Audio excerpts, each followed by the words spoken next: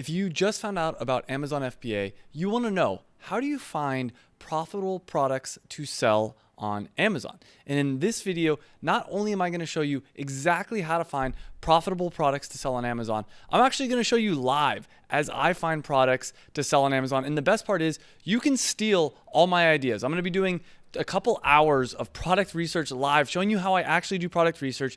And during this time, if you have an idea, or if you see that I come up with an idea that you want to steal, you can absolutely for free steal that idea. And in this YouTube live, what I'm going to be doing is I'm actually going to be sharing with you a number. Let me show you over here. I'm going to be sharing with you all these different steps right here. And bear with me here as I let's move this over here. So these are the 7 different product research methods that I'm going to be sharing with you.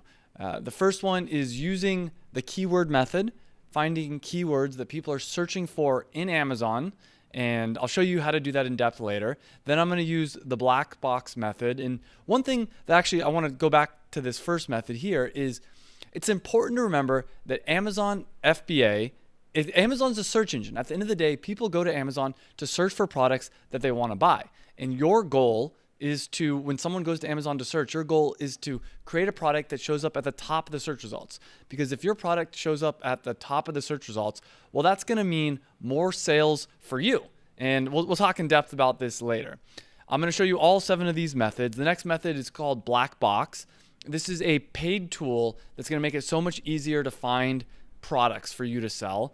I'm also going to show you some free methods. These next few are actually free methods. There's the Bestseller Method, where you basically go on Amazon and you figure out what are the best-selling products, and you use that data, you use that information. And I can show you how to do this. It's very simple to do. Use that information to figure out how to create your own product to start selling on Amazon. There's also the Amazon search bar. I mean, I don't know how many people know this, but it's pretty cool. When you type in something into Amazon, if you put, let's say, the word vegan and then the letter A, it comes up with all the most popular things that people type in with vegan, the letter A. If you put the letter B, same thing. Level C, same thing. So whatever word you put into Amazon, let's go keto space. This just shows you what people are searching in conjunction with whatever the first keyword, the first word that you put into the search bar is.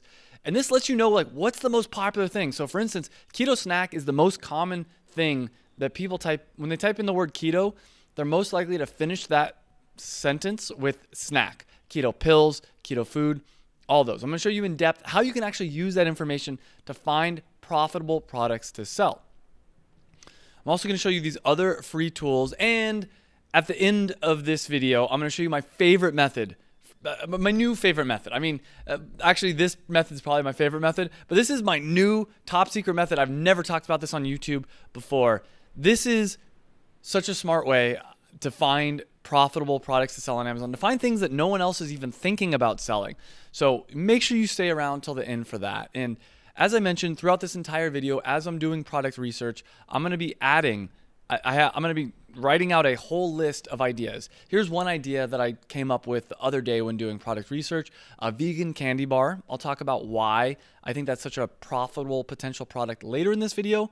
But throughout this video, you're going to see as I slowly add more and more, hopefully more and more products to this list. Now I'm doing this 100% live. This was not planned beforehand. I really wanted to show you what it's like to do product research and find ideas on the spot. And another thing to keep in mind, I'm going to share with you in just a little bit my product research checklist. And this is everything. When I'm looking at a product potentially to sell on Amazon, this is the entire checklist of everything I think about. You know, is it a unique product, better than the competition, brandable? I'll go over all the criteria I look for when selling a product on Amazon in just a little bit. And if you guys are watching the YouTube live right now, make sure to smash the like button. And even if you're not watching it live, make sure to hit the like button. Now, you're going to see me fumble around a little bit. Since this is live, I have to go back and forth between some different screens here. I'm actually right now, I'll show you guys the view later, but I'm at my beach house in Mexico. I recently bought a beach house in Mexico. It's like, 15-second walk to the beach. Amazing ocean views right here. And the reason I'm talking about this is one, because I only have a laptop. So when you see me fumbling around, it's because I only have my laptop here. But two, it's because of Amazon FBA that I was able to buy this house in Mexico on the beach. And I will be honest, it's a lot more affordable than buying a house on the beach in the United States. But still, it's because of Amazon FBA that I have this freedom to be able to live in Mexico, to be able to afford a house, to be able to travel and live my dream life. And just want to give you guys some stats right now to show you how big of an opportunity Amazon is. Amazon, right, there's been over 400,000 people that have made at least $100,000 with Amazon FBA. Over 400,000 people. Think about that right for a second. And now some of those people have made a lot more than $100,000. I'm one of those. For anyone that's new to the channel, my name is Travis Marziani. I'm a 7-figure Amazon FBA seller, but honestly, where I take most of my pride in nowadays is I help other people to start Amazon FBA businesses that they're actually passionate about. And if you poke around on my channel, you can see that I've helped a lot of people start profitable Amazon businesses. And I'll be talking about how I helped some of those people find products. I'll be talking about how those people found products to sell on Amazon. And I'll just share some more quick numbers with you. E-commerce is growing like crazy. I mean, e-commerce, I think a couple of years ago only made up around 12% of all retail sales. I think 2019 it was like 12%. 2020, because of everything that happened, it jumped up to 16%. And it's continuing to grow. People are buying things more and more online. And 50% of all sales that happen online happen on Amazon. So if you think that e-commerce and buying things online is the future, Amazon is also the future. So you want to sell where people are. And Amazon has over, I think, 140 million customers, 140 million prime customers. Just in the United States, that's 140 million people every single year that are going, or maybe every single month, depending on how often that they go, 140 million people that are going to Amazon and buying products. And so if you want to sell products on Amazon, that's probably a pretty good way to make a lot of money. If you got 140 million people buying products on Amazon, yeah, you want to sell where those people are. And I see a lot of people trying to make money by selling products on their own website, which is totally possible and totally doable. But I'm going to tell you right now, I've been doing this for 9 years. I quit my corporate job in, 2013. So I've been doing it full-time e-commerce entrepreneurship for 9 years. It's crazy. It feels like so, anyways, 9 years. And I've seen the trends here, and I've tried every single way to make money online, and doing Amazon FBA is by far the easiest way. Plus, the thing is, FBA stands for Fulfilled by Amazon, meaning that Amazon's actually fulfilling all your orders for you, meaning they're doing all the handling and the shipping, which means that you can live wherever you want because you don't need to be in the United States. You can be traveling, you can be doing whatever. And I talk about this a lot in a ton of other videos on my channel, so I won't go into depth about that here.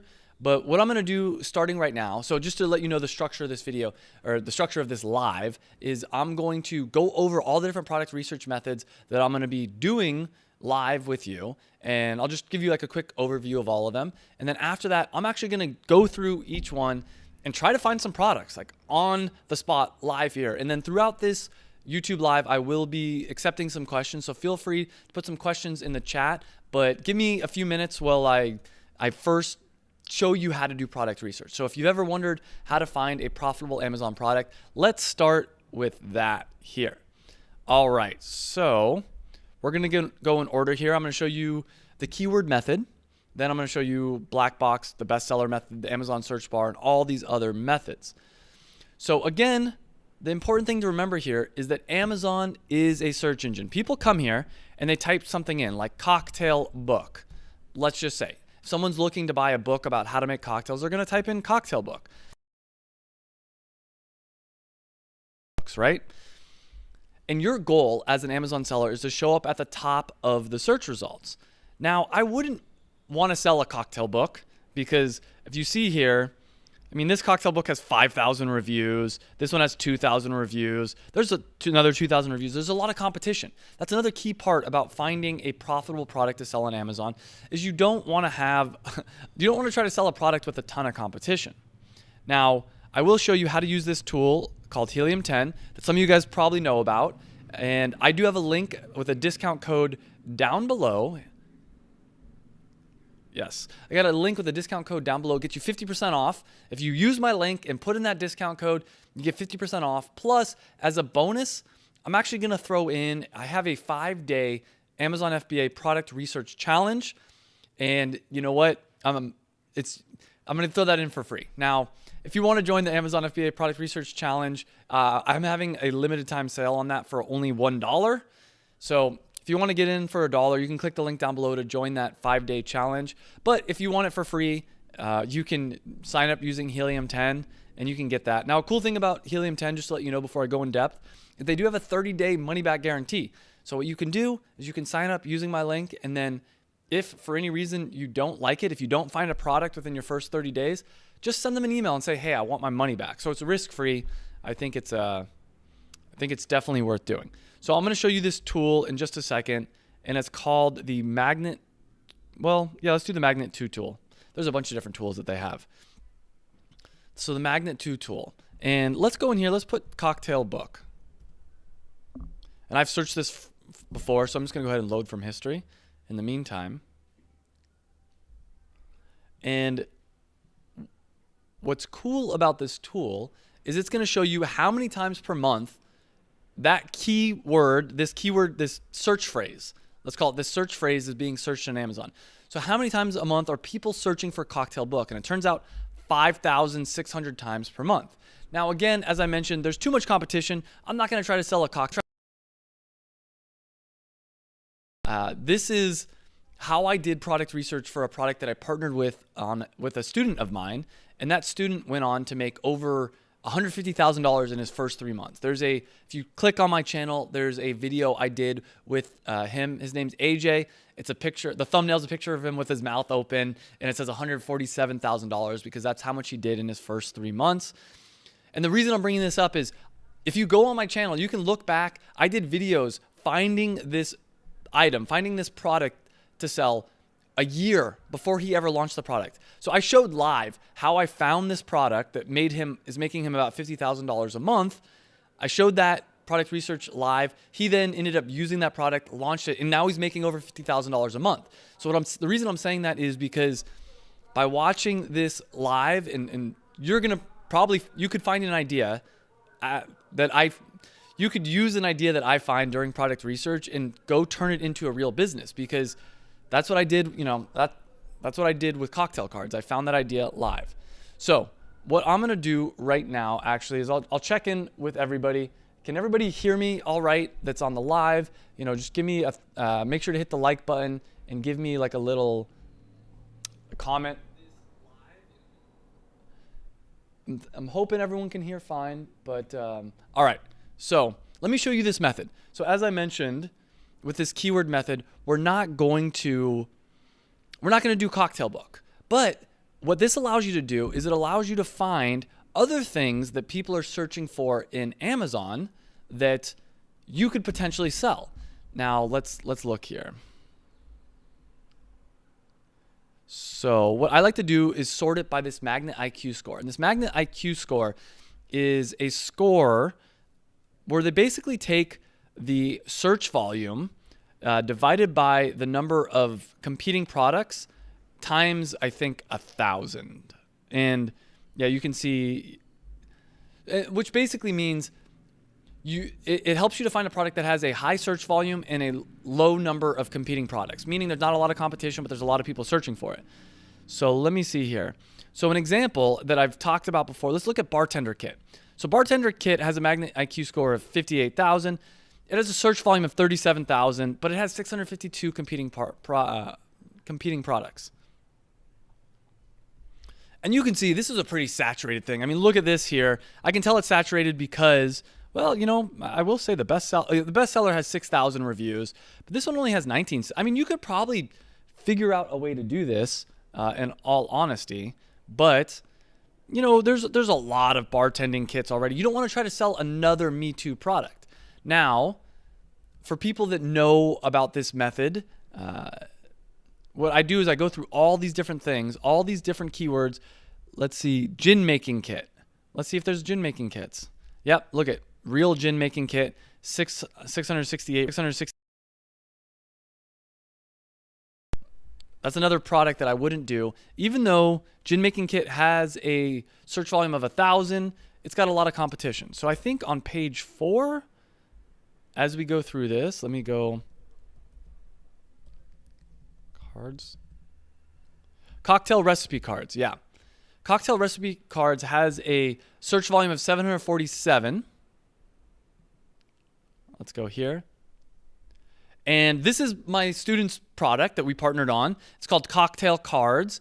And you can see he's got 234 reviews. He's crushing it. He's doing a really good job. Now, when I first came up with this idea for this product, there was no other products like this on the market. Now, there's a bunch of copycats and competitors. These two products are straight up. This one is actually in trademark infringement. I don't know if I should be saying that, but we might have to come after them because they're using the name Cocktail Cards, which we have trademarked.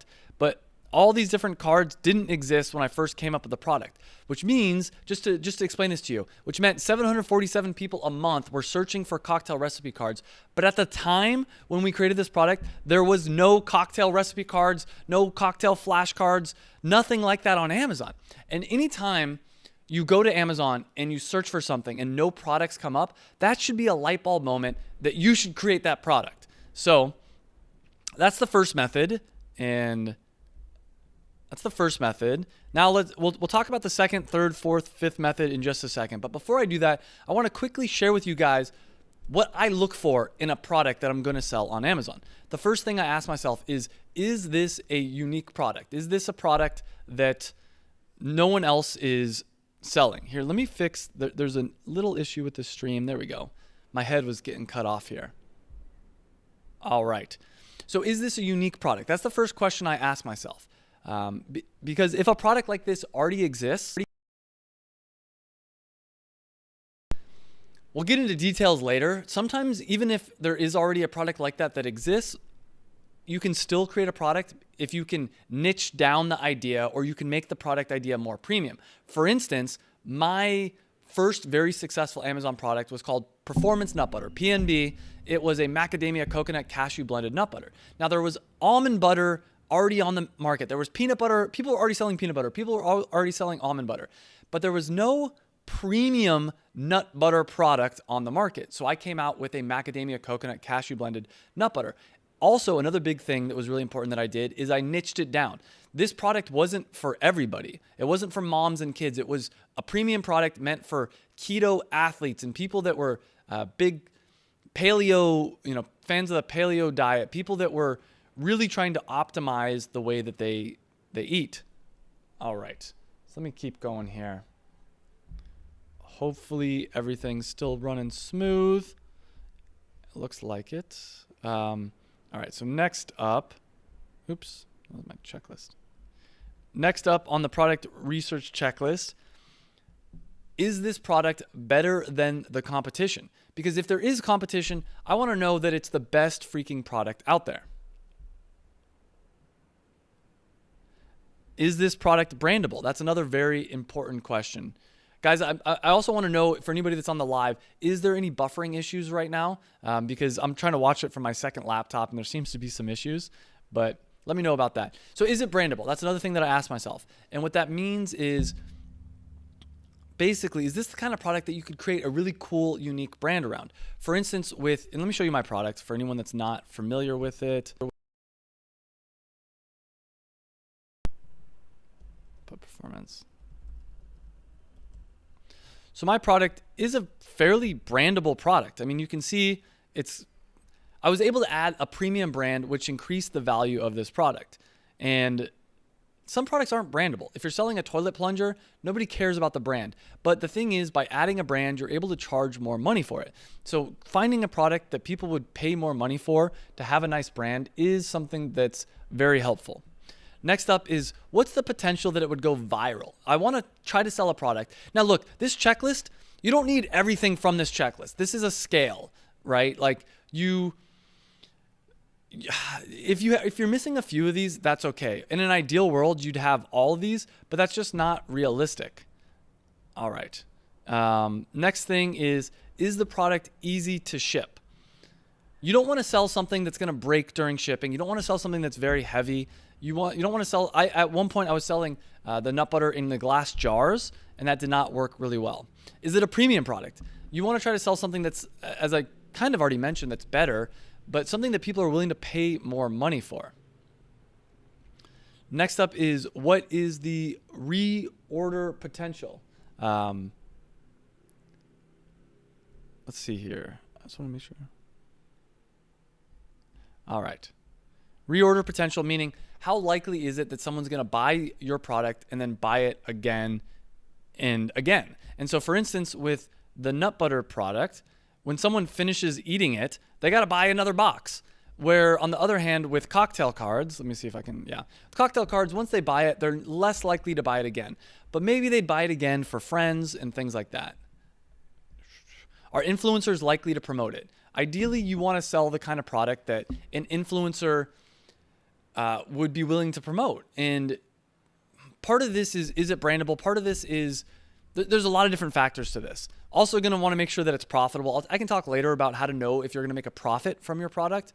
Generally speaking, you want at least whatever it's going to cost you to make the product, you want to be able to sell it for at least 3 times more than that. So my product, for instance, costs around $8-9. So I sell it for $28. And I'm able to sell it for that price because it is a premium product. How easy is it to manufacture? Another very important thing.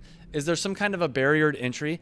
Basically, you want to make sure that when you create this product that other competitors aren't going to spring up overnight. And for instance, with cocktail cards, there's a pretty high barrier to entry because it took a lot of time to do all the research, to do all the design. Another feature that AJ has with these cards is there's a QR code, meaning, and the QR code pops up a video. So he has over 100 videos talking about all these different cocktails that are in cocktail cards. So, that's a pretty big barrier to entry. Let's see what else here. Is there a big potential market? Another very important thing to think about. How many people would potentially buy your product? You don't want to sell something so specific, so niche that there's only going to be like 100 people that'll ever buy the product.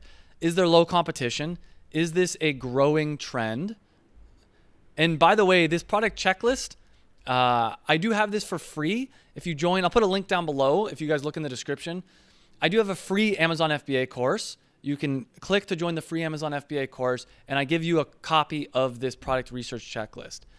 Is it an evergreen product? Basically, you want to try to sell something that's not overly seasonal. For instance, if you're selling Christmas decorations, it's going to be a pain in the butt because really you're only going to be getting sales for like 2 months out of the year.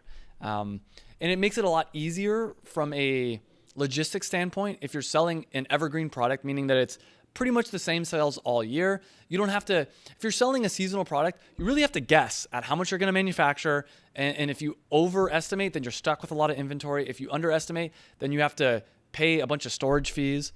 Another thing to think about here is, what is the search volume? And that's a big thing, right? Are people actually searching for the product that you want to purchase? And I see here, with cocktail cards, there was at least 747 people a month searching for cocktail cards. But that's actually misleading. There's actually more than that. Because if we go in, let me show you guys this. With cocktail cards, I realized that people aren't only searching for cocktail recipe cards. They're searching for things like bartender flashcards, 272 people. Bartending flashcards, 331 people. Cocktail recipe cards, cocktail flashcards, 77. Drink recipe cards, 170. Bartender recipe cards, 29. Cocktail cards, 434. There's a ton of bartender cards, 14. So when you add this up, there's like 2,000 people a month that were searching for the product that AJ and I ended up creating. So we knew that there was about 2,000 people a month that wanted to buy this product potentially. And we'll talk about that more in depth later.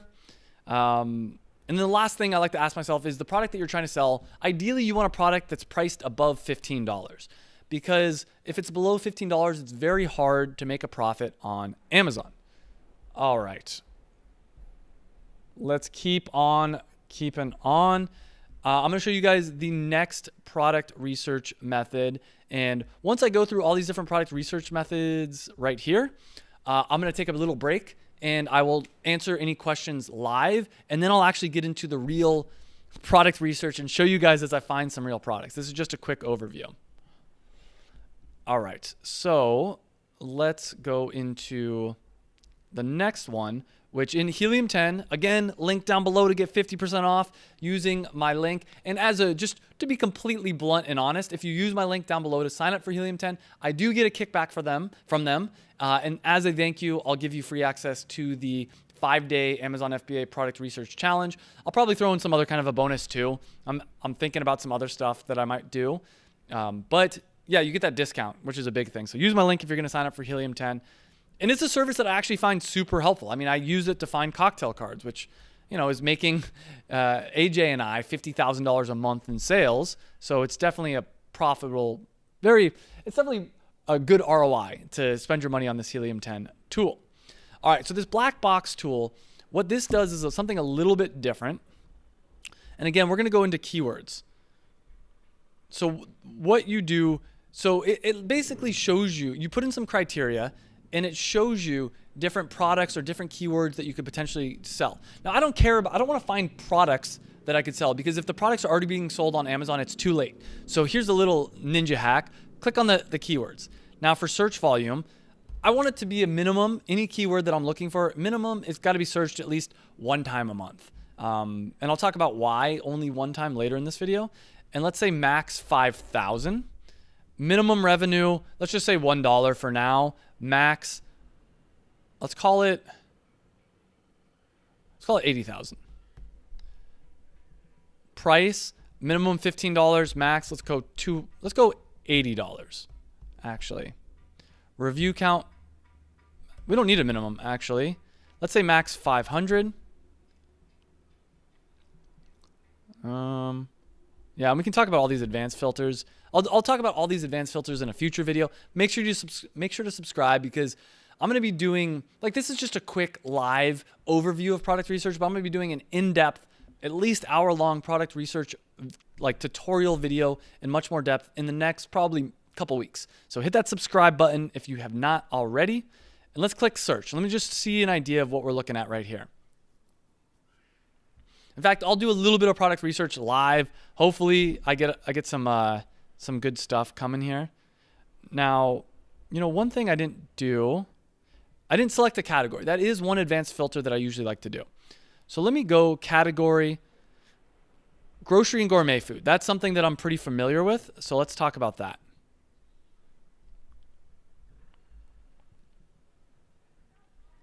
Cajun hot sauce. So here's a search volume of 17. There's probably a lot of Cajun hot sauce. Let's see. 3 Kings cake. All right. You know what? Let me go up. Search volume, let's make it 100. I think that might actually be a little bit better. 3 Kings cake. Okay. So let's go over into Amazon. Let's type in 3 Kings cake and see what comes up.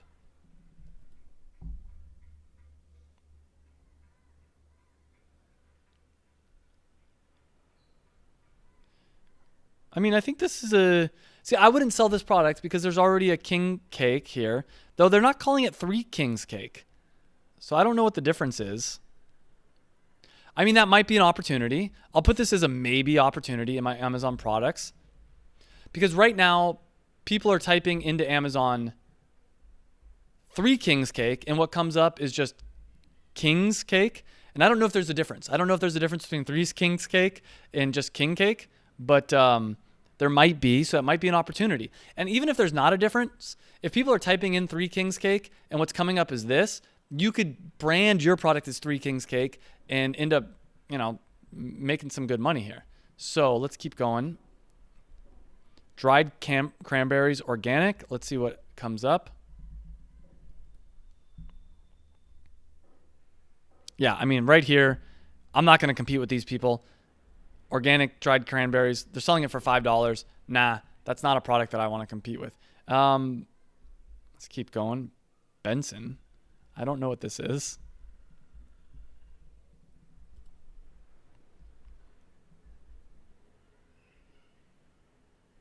Maybe it's a type of, it looks like it's a brand name. It looks like it's a type of seasoning or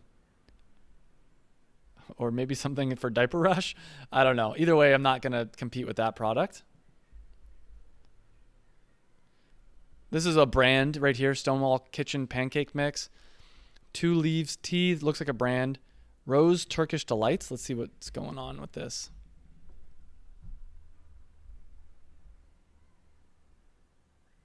Yeah. Yeah, I mean, they're already being sold here. I wouldn't mess with that product. Moringa Bitters.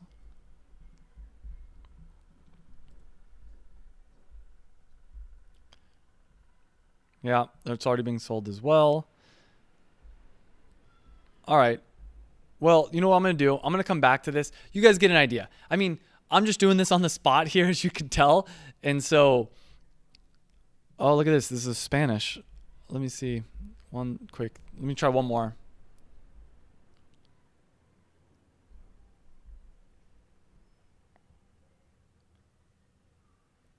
Oh, okay. I mean, there's room for improvement here. This product is only being sold for $7.69. Let me see something. But the packaging is terrible.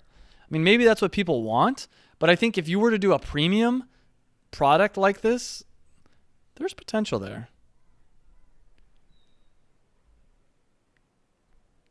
And I don't think they're, let me show you something else here. Their listing isn't optimized. I think you could create a product. I'm going to put this in my list. I think you could create a product that's a more premium version of this at $15. Maybe it's double the amount of hojas de guanabana, which hoja means leaf. I'm in Mexico right now. I've been working on my Spanish. And so, yeah, but like you can see here, there's an opportunity. Now, some people want to buy the cheapest one, whatever.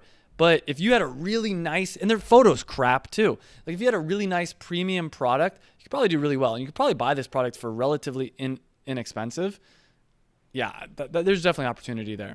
All right, so that's the second method here, black box. Let me show you the bestseller method.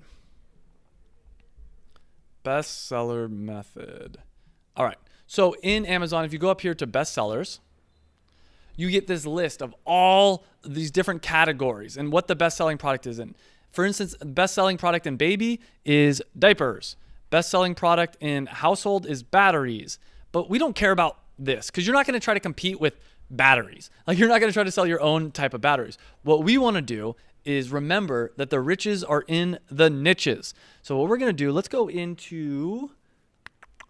Which one should we do? Let's go grocery and gourmet again. I mean, we'll go through all these different categories. Grocery and gourmet. I want to go into, let's see, beverages. I'm just curious. Huh. All right, let me go back. Grocery and gourmet, beverages. So this is a list of the beverage category. I'm surprised that there's not even more. Oh, here we go. Coffee, tea, and cocoa. I'm going to go into tea.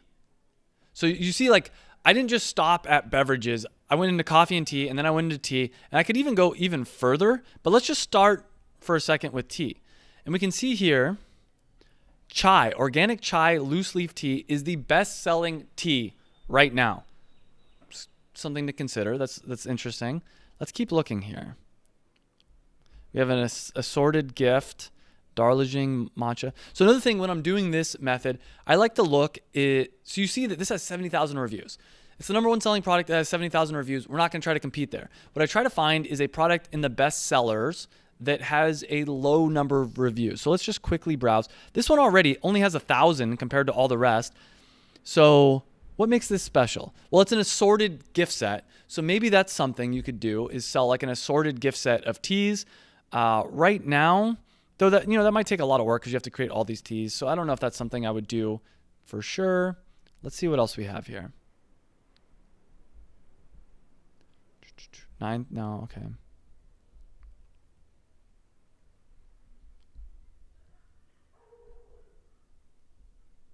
Nitro cold brew. Most of these bestsellers, this is a pretty competitive little best-selling market here. Dandy Blend.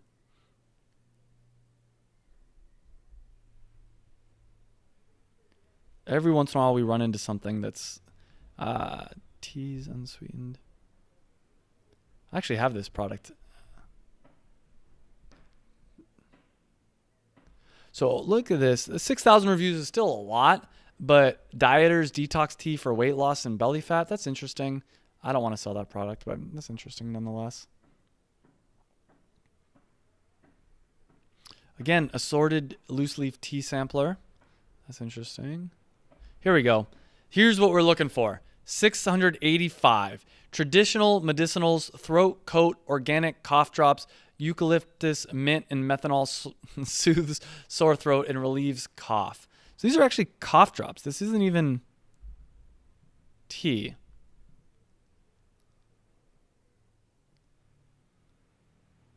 I don't know what it's doing in this list. It's kind of interesting. Well, it leads to the idea maybe you could come up with a tea. Let's look really quick. Actually, we can look in helium-10.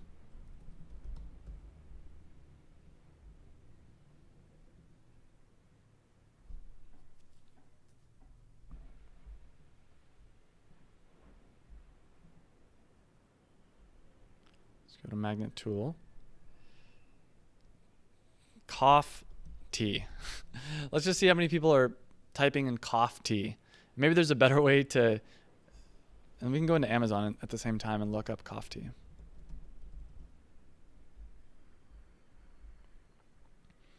Throat coat. Cough off, Health King. Yeah, I mean, this person did exactly what I was going to recommend is Health King, cough off, herbal tea. You know, and we can actually see, here's a little secret. We can actually see how well this is doing. If you don't have the helium-10 extension, you can get that for free. And you can use this X-ray tool and it'll tell you how much per month people are actually making. So they're only doing $1,000 revenue a month. You know, not a lot here. So maybe this isn't the kind of product that we'd want to go after. 552 people a month are searching for this. Yeah, and there's some decent competition.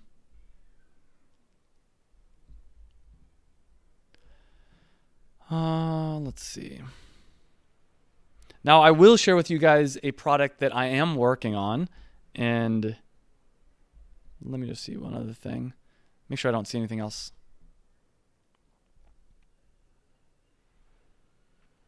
Chai is a big thing right now. Chai latte. It seems like there's a trend there. So some kind of a chai tea. We might want to put a note of that for later. Chai.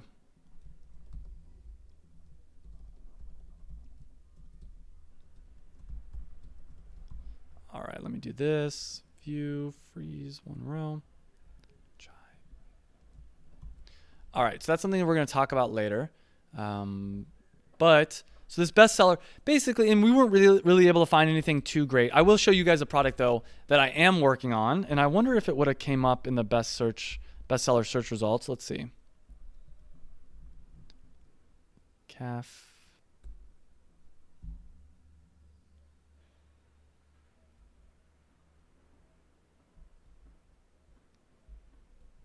Actually, a lot of caffeine free. I mean, that is a trend. I do want to, let's also add into that. Caffeine free. I actually don't drink a lot of caffeine. I think I misspelled this. Well, caffeine. I really try to avoid caffeine. I have too much energy as it is. I actually, for everybody watching, I ended up waking up at like 3 in the morning. So if I seem a little bit off at any point, that's why. Woke up at 3 in the morning and could not fall back asleep. I actually just laid right here on the couch. I lit a little candle and was just writing. I have a notebook that I specifically have for when I wake up in the middle of the night, and I was just writing pages and pages of ideas. Actually, I'm going to give you guys a top secret behind the scenes thing. I'm going to be doing a in-person live event at probably the end of June or early July. Probably going to cap it at 200 people. Passion product live. It's going to be a really cool event. And it's basically the idea behind the event is how to go from 0 to 6 figures on Amazon FBA in one weekend. Obviously, we're going to give you the information over the weekend. It's going to be I'm going to have a bunch of different speakers, and the speakers are going to be organized step by step from how to come up with do product research, how to find a manufacturer. There's gonna be like experts in all these different fields coming up and speaking. Also gonna be someone there to talk about how to do wholesale. So like meaning how to wholesale your products, how to get your products into Costco, into Walmart, all over the place. So stay tuned for more information about that. And yeah, I'll talk about that later, but let's get back to some product research here. So the next method I want to talk about that I was already kind of mentioning before is using the Amazon search bar. And as I said, if you put in a word and then type in a letter, it'll tell you what people are most likely searching. So vegan protein powder is the most common thing. If someone types in vegan, they're looking for vegan protein powder or vegan snacks or vegan chocolate, vegan protein bars, so on and so on. And I saw this vegan candy. And when I look at this vegan candy, none of this screams that it's vegan to me. So I think that there's actually an opportunity here. And let's take this over into Helium 10. Let's look up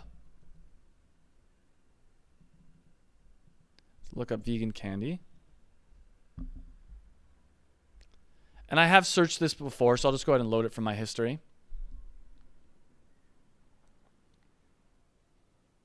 And 13,000 people a month are searching for vegan candy. But when I go onto Amazon, I mean, there are obviously this does say vegan, but it doesn't say it on the packaging. If I was going to sell a vegan candy on Amazon, I want to make it over the top vegan, like vegan friend candy. And that would be the packaging, vegan friend candy, in like real big letters, letting people know that it's vegan friendly candy. And maybe you could come up with a cooler brand. But if we look at that checks a lot of box.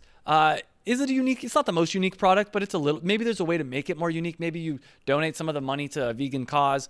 Is it better than the competition? You can make it better than the competition. Is it brandable? Heck yes, it's brandable. It has the potential to go viral because if you have like a really cool vegan candy, is it easy to ship? Yeah. Is it premium? Yes, it's absolutely a premium product because if you're vegan, you probably got money. If you are able to, eat healthy and be vegan, it's, you got some money usually. Especially in the United States. Reorder potential, yes, because they're going to eat it and they're going to have to, get more. Will influencers promote it? Heck yes. There's so many vegan influencers out there. And I think that if you could sell a product that they're like excited about and they would love, which candy I'm sure they would love, then you could absolutely crush it. All right. So let me see next. Give me 1 second. Yeah, is it easy to manufacturing? No, probably not. Is there some kind of a barrier to entry? Yeah, it's because it's kind of complicated to manufacture. It's gonna make it so you don't have as much competition. Is there a big potential market? Yes, because even people that are not vegan might potentially buy your product. I don't think there's a ton of competition. It's a growing trend. I think eating plant-based is definitely a growing trend. Evergreen product, yeah, people always want to eat candy. Let's see. Is there search volume for it? Yes. Is it priced above $15? Well, you could make it be. All right, let's keep going here. So that's the next method. And I'll do this live in just a few minutes as I go through and use the Amazon search bar to come up with some ideas.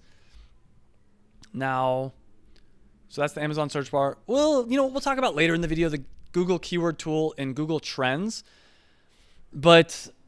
and as well as my favorite method. I'm going to save this. I don't know, at some point during the video, I'm going to make you guys watch the entire thing. I don't know how many hours I'm going to end up going live for, but at some point I'm going to talk about my new special favorite method. This is really cool. Like, even if you can't come up with an idea, even if you've tried everything using this method, I guarantee you're going to get a profitable idea. All right, how about this? I'll make a promise. Remind me guys in the chat. I'll talk about it in the next, let's call it 15 to 45 minutes, somewhere in that range. I'm not going to tell you, so you have to watch this entire video, but around that time, I'm going to. All right. Cool. Let's just start doing some stuff. So now if you are stuck and you still can't come up with an idea, what's the next step? You might be asking yourself. And to me, one of the next steps, one way to get inspired with coming up with an idea is to look at what's trending. And there's a few different ways to figure out what's trending. Quickly, I'll show you guys this if you don't know about this already. But the Google Trends. One thing you can do though is type in trends report, and let's go trends.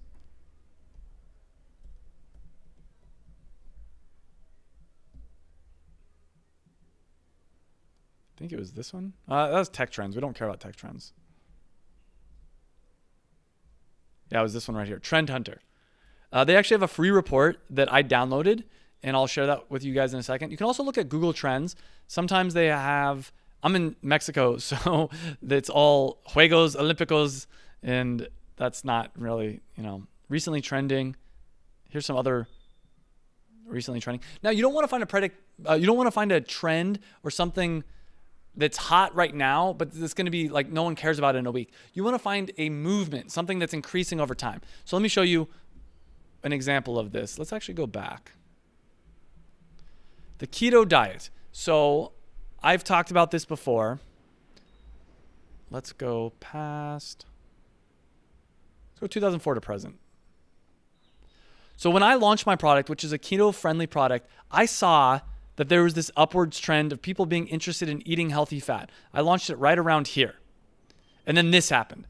I mean, I'm not saying I'm able to see the future, but I could tell that this is something that people were interested in. Why? How did I know that? Well, I looked at all these different influencers in the health and fitness industry, and I looked at what they were talking about. And they were starting to talk about eating more fat, eating healthy fat. And so I saw that all these people are talking about this thing, and I said, maybe I should sell a product that helps you to eat healthy, natural fat that you could eat on the go. And after I launched my product, I was right. It blew up. And you can see that this is the trends. Now, keto is kind of on a downtrend. I mean, look at in January 2022, it was actually not searched that much. It peaked in June 2020. It was actually growing for quite a while. And now it's kind of on the downturn. A similar diet, let's look at paleo. Paleo peaked in 2014, and now it's on the downtrend. Now, I still eat mostly paleo, but it's not as popular. Vegan, it's still on the uptrend. It looks like it's dropping off a little bit here. And sometimes people use replacer words like plant-based. You can see it's increasing over time. Mostly, I think this is going to be a growing trend. And so I downloaded this trends report, and we can go over it live together here. All right, let me see. Oops. No. All right, this is it.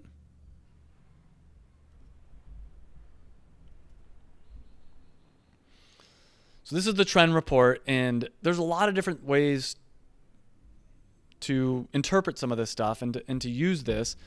But when I was going through this, there's some things that I noticed. I don't know how well you guys can see this. Let me zoom in a little bit.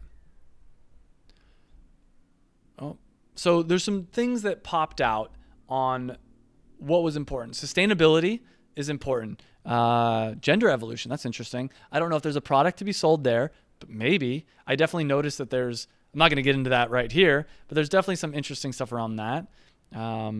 Simplicity is big. Let's go. Emerging ingredients. This is actually one of the things I wanted to talk about. So this is a trend I've seen over my entire life, is that there's this idea of, and let's actually try to find this in here. There's always hot new, I guess we'll go into hot new ingredients, new cures, new things from around the world that are going to fix you. And I really think about this in the supplements market. You constantly are seeing things like acai. Remember when acai was all the rage a little while ago? I still have acai bowls every once in a while, but it's not as big of a deal as it used to be. Let's see what else we got. Dietary trends. So there's something it talks about here. Wellness monitoring.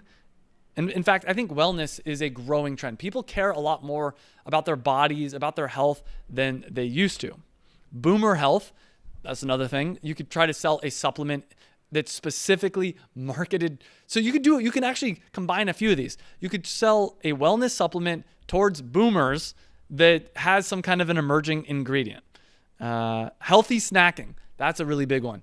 I think this is going to be huge. I think, and selling, and as someone that's sold a healthy snack before, there's a lot of really cool things about selling a healthy snack because it is consumable. Let's see what else we got here. Now, I'm not going to go through all of this right now, though I might come back to it. Oh, that's the back. But what I'd recommend doing is just quickly glancing over all of this, just to get an idea. Another thing you could do to get an idea is, what are the best products to sell in 2022? Or type in consumer trends.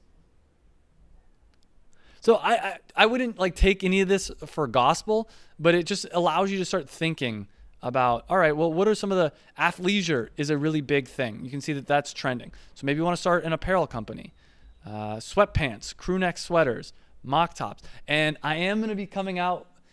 Oh, I don't know if I want to leak this. This is some private information. I'm planning on starting to talk about it. Let's call it in May, June, of doing a specific apparel company that's never been done before. That's really unique and interesting. So anyways, you can see all these different trends in the apparel. I would go through this. In fact, we might go through this live together. I'm gonna save this. Minimalist wallets. Now you got to ask yourself, how could you create a better minimalist wallet? And maybe you can. Maybe it's a wallet that incorporates in some kind of a cryptocurrency element. Maybe it has like your specific QR code on it. I don't know. I'm just thinking out loud here. Crossbody bags. I don't know if that's for women or men. All right, we'll go through all of this later in this video. Let's see what else I wanted to talk about. All right, this is what I'm going to do before I start doing some live product research. Let me go through, let me look at what questions or what things you guys want to talk about. I know I've just been talking this whole time. And there's 130 people watching. This is the most people I've ever had on a YouTube live. Please hit that like button. We're at 91 likes. Let's see if we can get that up to 110. Let's break that 100 barrier. All right, so let's see. Wow, we got a lot of comments here. Let me look. I'll make my screen full screen for a second while I look at all the comments. So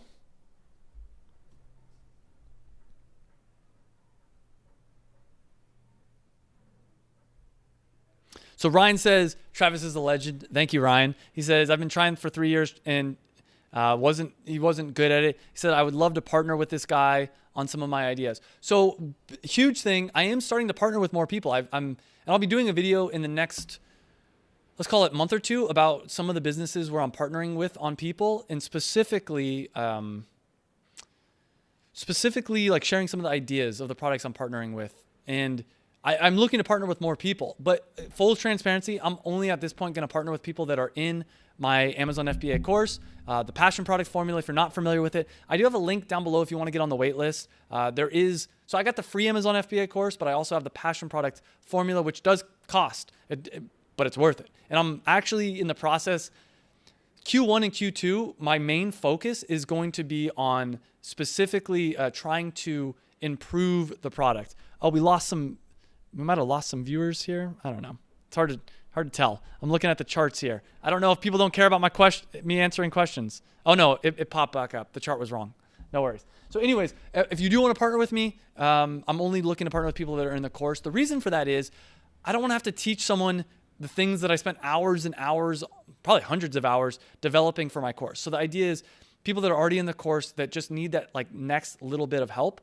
But if you are looking to join an Amazon course and get like all the behind the scenes top secret training, then Passion Product Formula is for you. Link down below to join the waitlist. It's not open right now.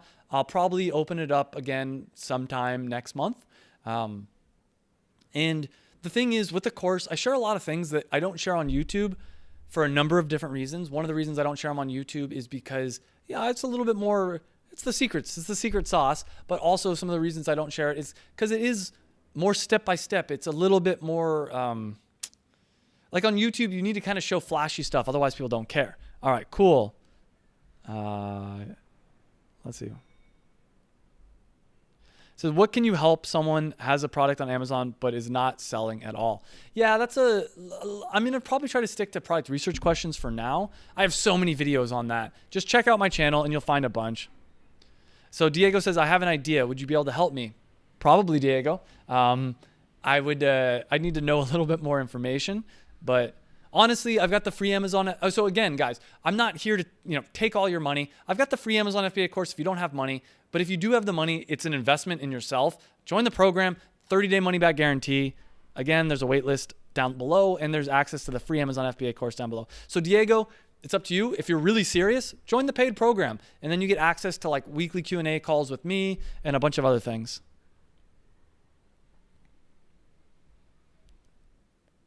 How to search if the product doesn't exist? Great question, Gemini. So how do you do product research if there's not already an existing product? You try to figure out, are people searching for it on Amazon?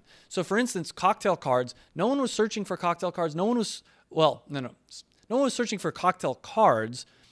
There was no product like cocktail cards out there, but people were searching for cocktail flashcards. So I guess they were, yeah. I don't know if hopefully that makes sense. So basically there was no existing product, but I could see that people were searching for that in Amazon. In fact, I'm going to, right now, I'll share another little tool with you guys, because even if you don't want to pay for Helium-10, you don't have to. Like, again, I'm here to make your life as easy as possible and help you guys out. So the Google Keyword Planner is your friend. So if you don't want to pay for Helium-10, you can use the Google Keyword Planner. It's not as good as Helium-10 because the way the Google Keyword Planner I'm about to show you, it shows you how many times per month people are searching for products in Google, which isn't necessarily a one-to-one correlation for how often they're searching for them in Amazon, but it can help you. For instance, cocktail recipe cards. Get results. I could see 480 people per month are searching for cocktail recipe cards. Let's go bartending flashcards. I don't know if that's one word or two. Bartending flashcards, 260 people per month were searching them. So before there was ever a bartending flashcards product, people were searching for this product. And that's the gold sign. That's what you want to look for. All right, I'll do 2 more questions and then let's get into it.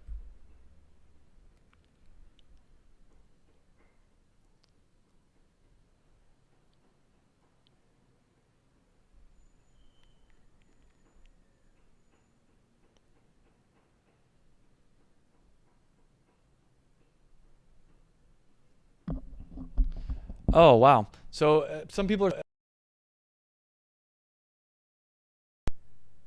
I'm sorry about that. I don't know why. That's really weird. Hopefully that is fixed. Guys, leave me a comment down below in the chat if the sound's still causing some issues, or if it's not, then, just let me know too. All right.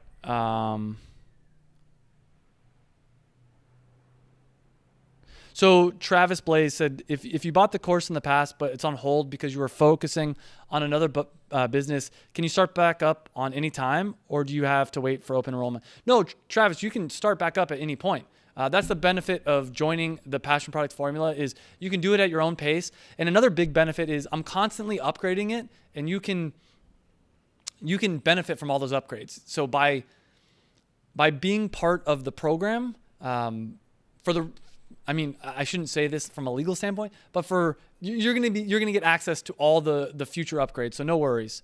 All right, sounds like it sounds better now. All right, there's a lot more questions, guys. I'm gonna get back to some of the questions in a little bit, but I want to show you guys why you guys came here and start finding some products. I also wanted to let you guys know that this is actually live. So Jen said, can we take a bathroom break? This is what I'm gonna do. I'm gonna go for around 30 minutes. Oh, people had some really nice stuff to say. Cheryl said best course ever. Genuine guy. Oh, thanks, guys. I want to be honest with you with the program. As I mentioned, the next couple months, I'm really trying to make it so much freaking better. I'm going to be adding $2,000 worth of free bonuses and surprises for everyone that's already joined and everybody that joins in the future. A bunch of extra content. I'm looking at doing actually some physical things that I'm going to be mailing to people. So with that being said, let me jump into the actual meat of this, why you guys are all here. And I'm going to kind of do this in reverse order. So yeah, I kind of talked about all these except for my new, I won't even call it my favorite method. My new secret method. I'll be talking about that again soon. Or I'll share what that is soon. Probably let's call it like 15, 20 minutes, and you guys can remind me if I don't talk about it. So let's do some let's do some like product research, some real keyword research. All right. So the way that I'm going to start here is, man, I'm actually a little bit nervous because I didn't prepare properly. So let's try with the black box tool. Let's keep going down this. Bourbon tea. I don't know what bourbon tea is. Bourbon tea. Okay, Rooibos vanilla. Bourbon vanilla.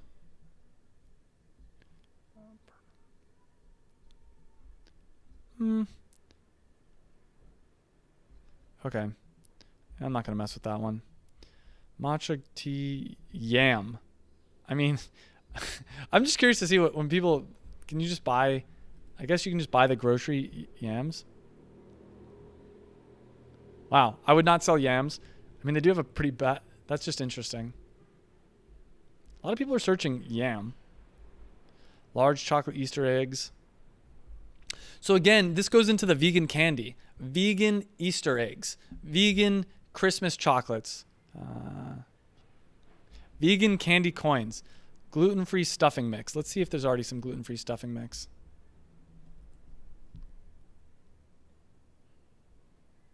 Yeah, there is. Live G-free. Yeah, I mean, I wouldn't mess with this. This is a pretty strong competitor here. C's candy, gluten-free funfetti. I mean, I'm willing to bet that there's already some products for that. One gumballs. Well, you know, another thing we can do here. Yeah, actually.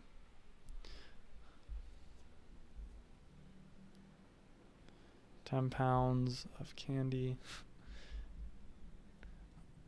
Is there already people selling 10 pounds of candy?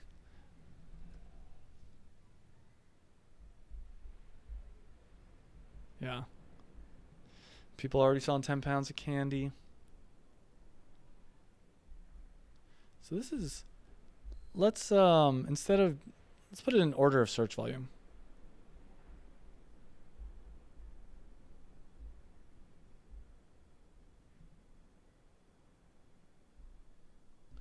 Rice milk.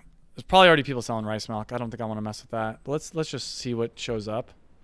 Because maybe you could sell a premium rice milk, though I don't know if I'd want to do that. Yeah, I mean, there's so much. Yeah, there is premium rice milk. Idahoan instant mashed potatoes? Is that a brand?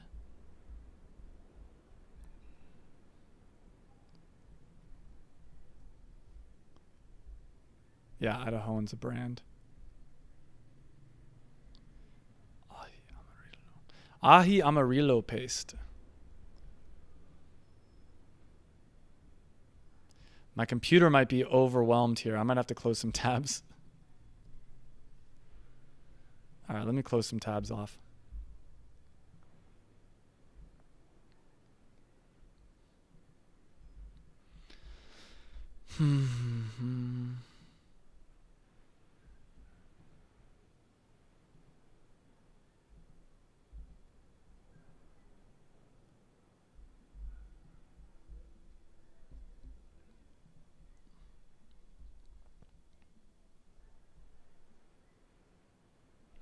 I mean, there's a decent amount of, let's see how much this product's making.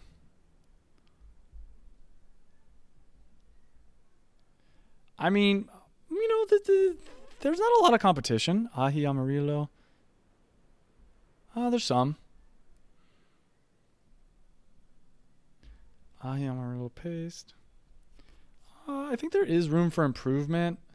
I don't know if I want, let's see how much money they're making.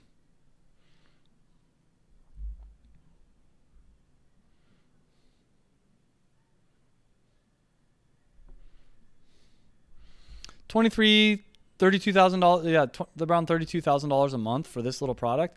Now, this might be a major brand. I'm not super familiar with this, but someone in the industry might be. I'm gonna put this as a maybe. Let's see, ahi. Because you could create a whole a whole brand around Peruvian food. And okay, so this is the thing about a lot of these ideas. If you created a whole brand around, this could be your first product, and you have a whole brand of Peruvian food. And I would partner with someone on this if they were willing to do YouTube, if they were willing to do TikTok, if they were willing to be the face of the brand and market the crap out of this, they would crush it. Because these brands are traditional, which is great, but I think that there could be something that's a little bit more like millennial, not even millennial, like more upbeat, mainstream, Gen Z millennial. Like this one's kind of cool, but I think something even more minimalistic that just says, I like that it says ají amarillo paste right here, but the rest of it's kind of like all over the place. Now, maybe it's a bunch of grandmothers that have been cooking the same recipe and they use the same paste for a long time. So, Boulder Canyon chips. I don't know what Boulder Canyon, that's probably a brand. Let's just see. And this is good just to start going. Yeah, Boulder's Canyon's a brand. Ritter Sport, that's got to be a band. Malaysia. People are just typing in Malaysia. Harina Pan. Let me see. Some of these is kind of interesting. There's a lot of opportunity in the Spanish market.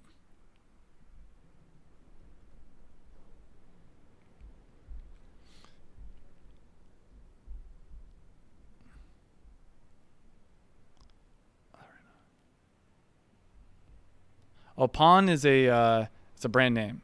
Yeah, we obviously, if we see things with brand names, we want to avoid it. Whole chicken organic. We're not going to sell chicken. Sourdough bread. Chocolate covered gummy bears. It sounds actually kind of Royal Honey VIP for men. I don't know what that is. I'm just kind of curious. I don't know. I might. Hopefully, I'm not searching anything explicit.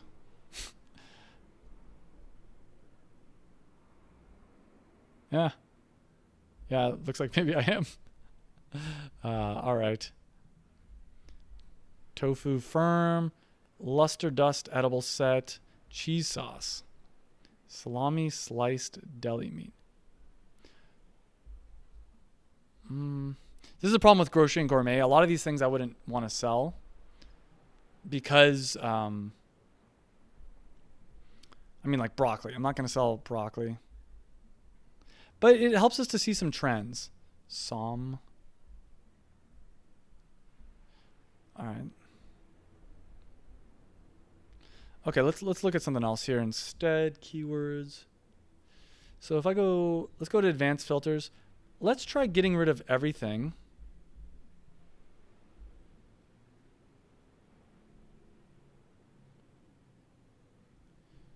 Monthly revenue. Let's see what happens if I go here.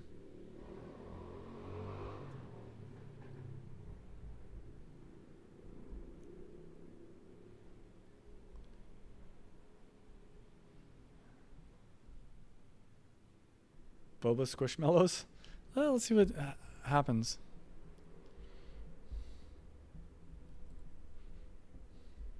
Oh, that's cool. Squishmallow might be a brand name.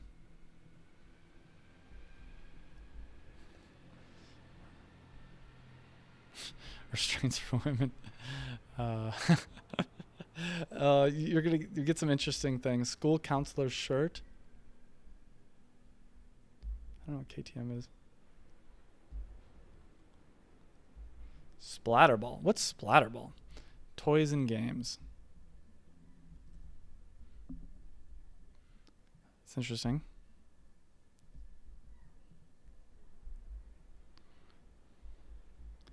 Cat paw cushion. All right. Let's see what we got here. It looks like there's a lot of competition for cat paw cushions. I wouldn't mess with that. All right, so this is not the normal method that I use. I'm a much bigger fan of, let's try a different approach. Let's do the Magnet 2 tool. So what I did is I wrote down some of the different trends that we have right here. And let's do this. I'm going to go here into the Magnet 2 tool. I'm going to go down. So tea, vegan, sustainable is a big thing. In fact, what I would do with sustainable, I'll do this real quick. Sustainable space, gifts, kitchen products, so it's interesting. Sustainable gifts is like one of the top things that people search. So when you put in sustainable gifts, what do we see here? Eco-friendly starter bundle. So like a kit, a sustainable kit. In fact, it doesn't have a lot of, it only has 7 reviews and it's at the top of the search results. I'm curious to see.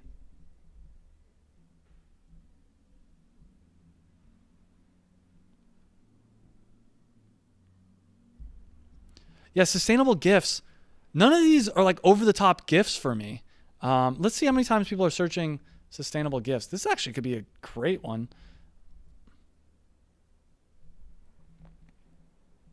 So the way you got to think about this is when someone types in sustainable gifts into Amazon, what are they looking for? They're looking to buy a gift that's sustainable. Wow, 13,000 people. Wait, no, that was vegan. Sorry. Let's see.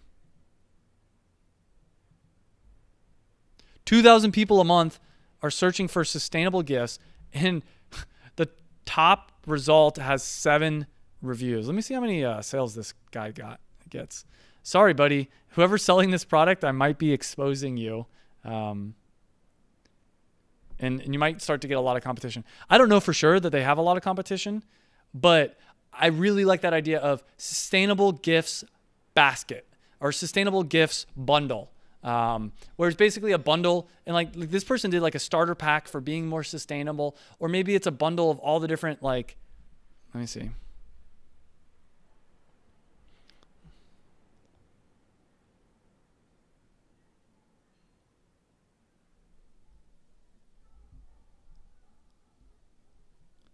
I don't know if they're doing that many sales. Yeah, this must be a newer product because it doesn't look like it's doing a ton of sales. It says it's doing 9 units a month. I don't even care. I think that they could do more. So here's the idea. Let's go back here. So sustainable gifts. Do a gift bundle of like sustainable starter pack. But the thing is, you got to brand it really well. And ideally you have some kind of a TikTok or a YouTube channel or some kind of social media where you're talking about sustainability, and you share with them, hey guys, like here is the starter pack for sustainability. Eco-friendly starter bundle. Yeah. Compostable sponges. I don't know. This doesn't sell it to me. And like you can tell they're listing.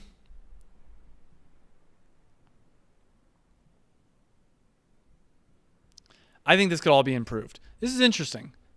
The fact that many people per month are searching for it and there's such low results is definitely interesting to me. All right, so let's see what else comes up when I type in sustainable, just so I know. Sustainable toys.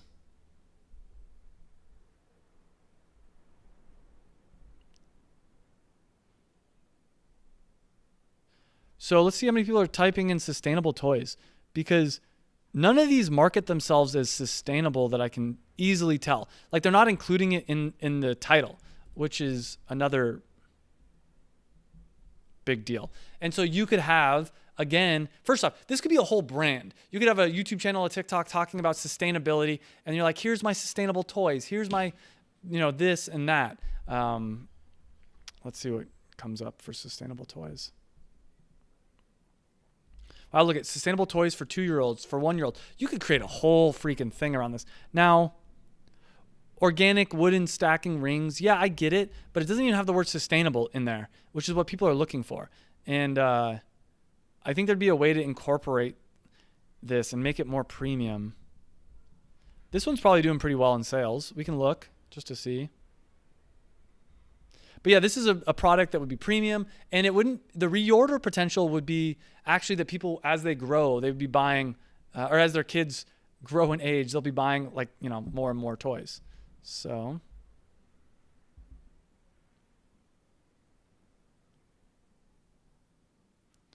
By the way, we're up to 125 people watching live. Hit the like button if you're enjoying this, because I'm going to keep sharing all my ideas with you. All right, this company's only doing around $2,000 in revenue.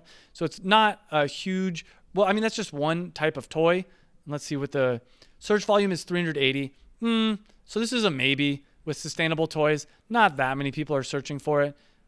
But if you did it as part of a bigger brand of sustainable gifts and all that kind of stuff, there's potential there.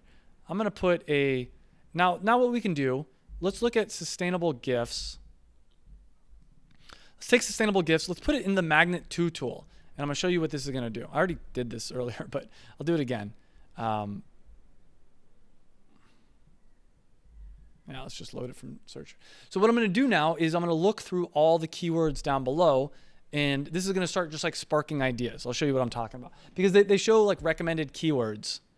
So let's scroll down here, down below. I'm going to put it in order of Magnet IQ score.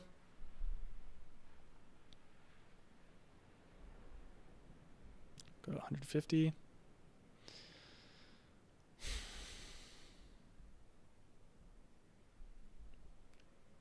Worn, SoFi, Tanaha. I don't know what that is. I'm assuming someone's already selling. Yeah, there's already a ton of competition there. I don't want to mess with that.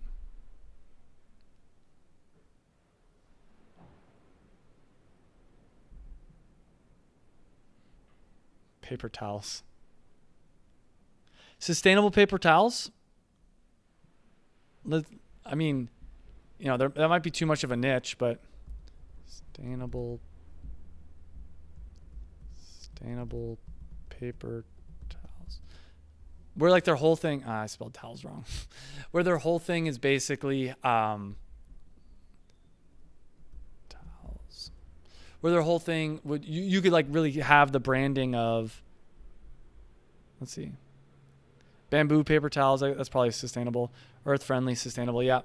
They already beat us to it, and it's got 4,000 reviews. I'm not going to even mess with that. Vaseline lip therapy.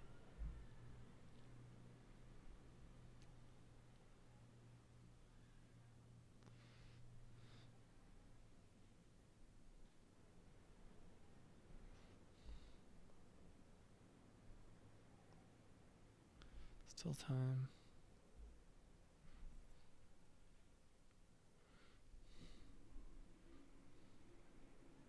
A lot of books in here.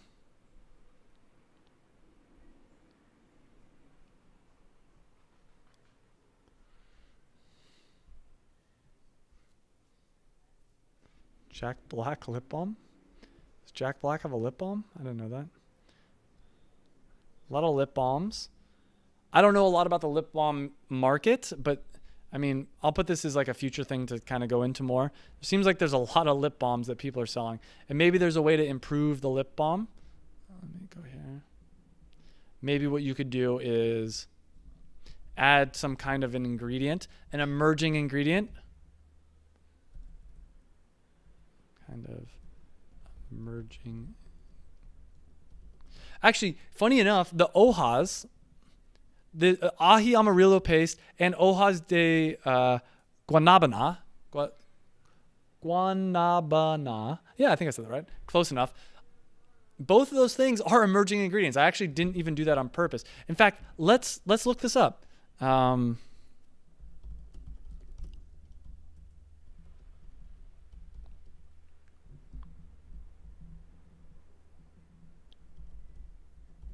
I do think that people want more diversity. Like diversity seems to be like a big thing in America right now.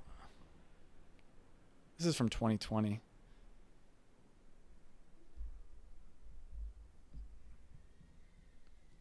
Let's see, 2022.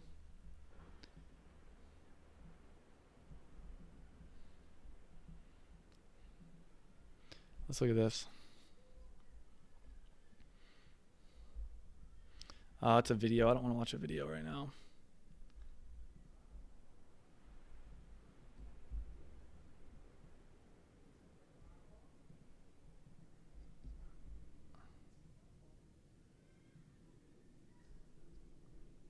Well, you know, I'm going to save this for later because I think this is... interesting.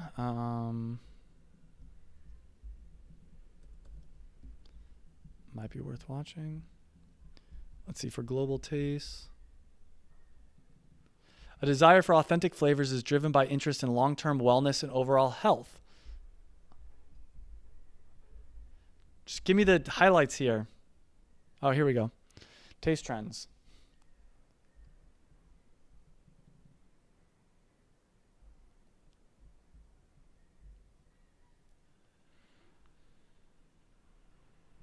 Restrictions around movement has also led to consumers traveling the world through food, which is highlighted in, well, whatever. Now they're trying to say why they're interesting. But I do think that's true. Like, I wasn't able to travel as much last year, obviously. None of us were able to travel as much in the last couple of years, which means, here we go. Top 10.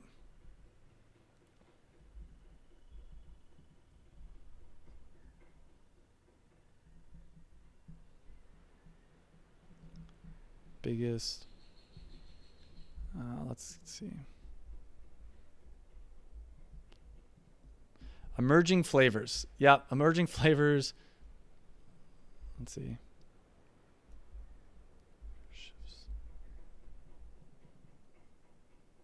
Multicultural cuisine, hybrid mashups,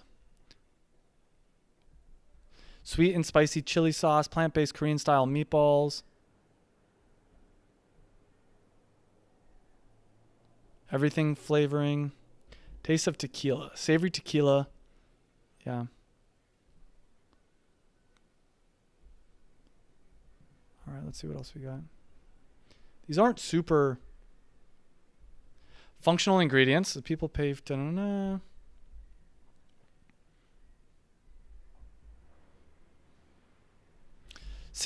of consumers looked for function in what they eat and drink. That's a really big deal. So people want some kind of an ingredient, like they want some kind of health benefit or something.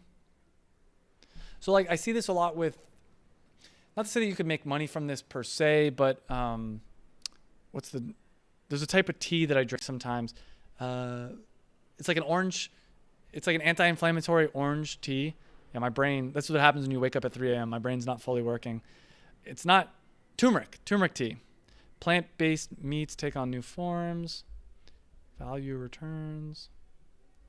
Greens embrace the branded approach.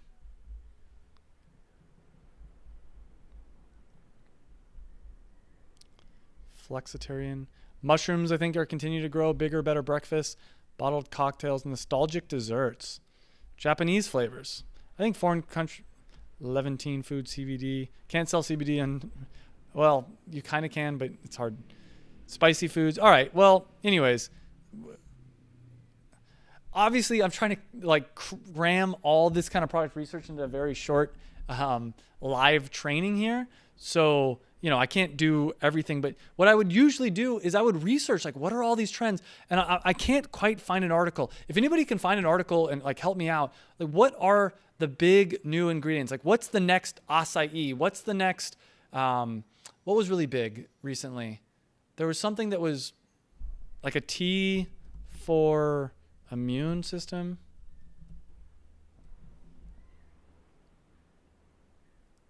I mean, there's echinacea. Yeah, there's all kinds of things that are constantly coming out, and there's these new trends. And if you can get ahead of those trends and grow a whole brand around it, that could be something that could do really well for you. So I'm not going to go into depth about this right now. Let's close some of these tabs. We could look at this too. I do want to save this. Let me put this. So one thing, actually, since we got a lot of people here live, I am not going to do it just yet, but so last night when I woke up at 3 a.m, and I was just full of different ideas. One of the ideas I had, and let me know in the comments if you think this is a good idea, I wanted to do a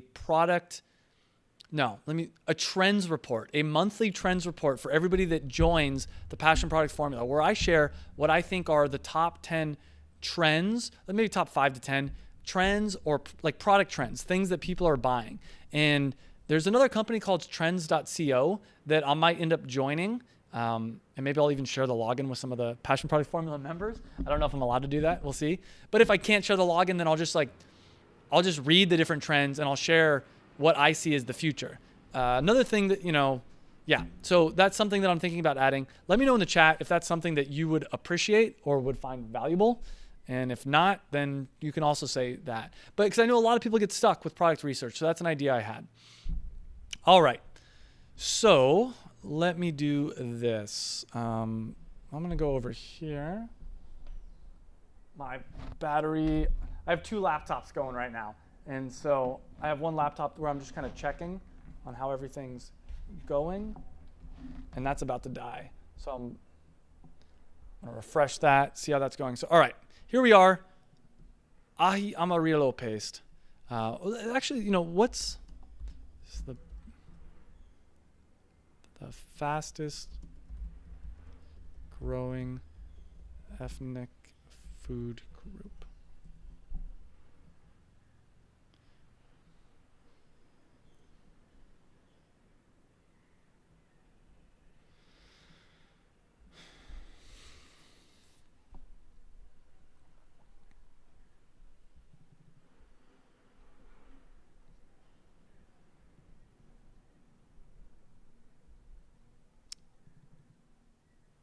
So Asian cuisine seems to keep growing. I actually think Peruvian food, I could see that being a huge trend because Peruvian food's really good. I spent a couple months in Peru, and it's not something you hear a lot about in the United States. I feel like, Chinese, Asian, Indian food too, that could be a growing trend. If you have like a really good, like your grandmother's spice blend, maybe that's something that you could sell. But let's go back to the data and let's start looking. Let me look here first.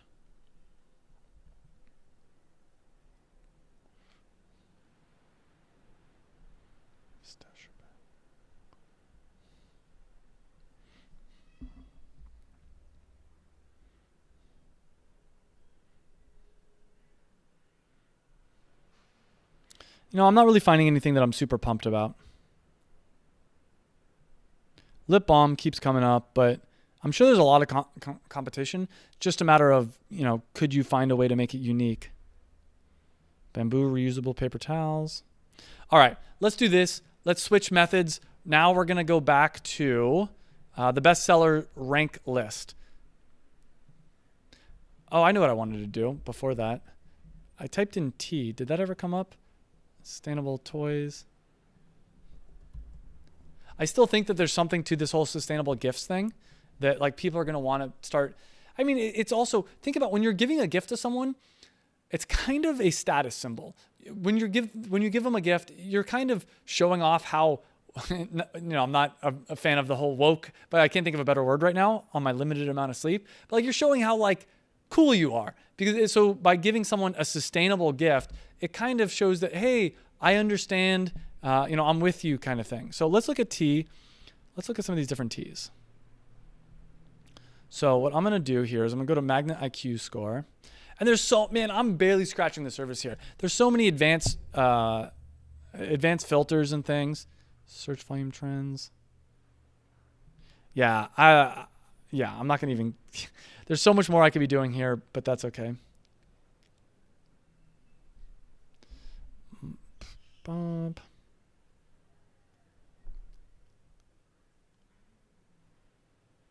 I don't know what that is. Malaysian food. I wonder if that's going to be a growing trend. That's kind of something I've seen a few times now.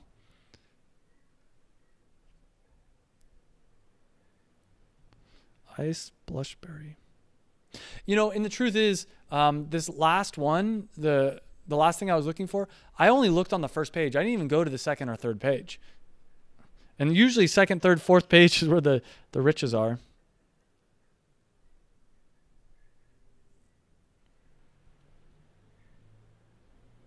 It's all these books.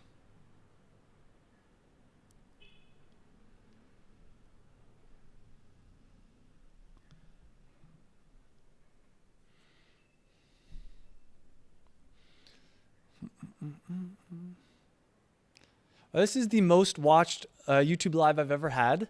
Thanks, guys. We're at 133 people watching and 133 likes, which means that every single one of you guys obviously hit the like button, right? And if you haven't, make sure you hit it now. Realistically, what it probably means is probably someone hit the like button and then left, but I'll forgive you. Just hit that like button now. Pretty please. All right, Jazz there. Let's see what we got. Topo Chico. I love Topo Chico, by the way. Ariana and I will drink Topo Chico and like put some lime in it, and it's absolutely delicious. And especially if you don't want to like have an alcoholic drink, but you want to feel fancy, that's one of our things that we do. Hey, also let me know in the chat if you think that I should do more YouTube lives. And that's what I'm going to do. I'm going to get through this entire page, and then I'm going to go back to some of the questions. And yes, elderberry. Thank you, Wendy. Elderberry was one of those big things that was really popular, especially during the pandemic. In fact, let's look really quick. See, I'm all over the place right now, but Google Trends. I just want to see, how's elderberry doing?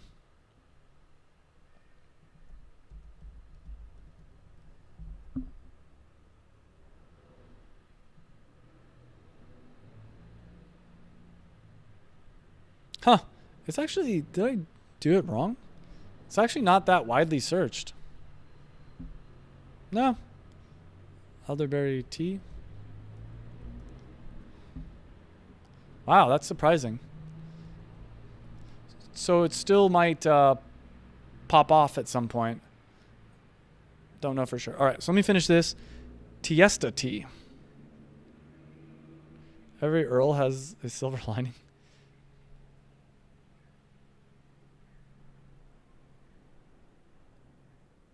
PG tips. I think that's a type of tea.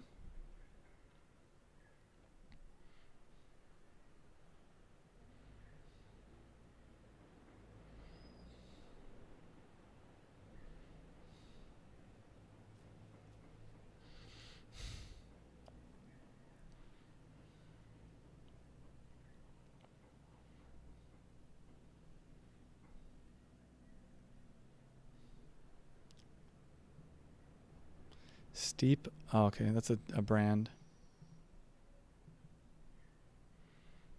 A lot of brands on here. So obviously when I see like what's obviously a brand name, I skip it.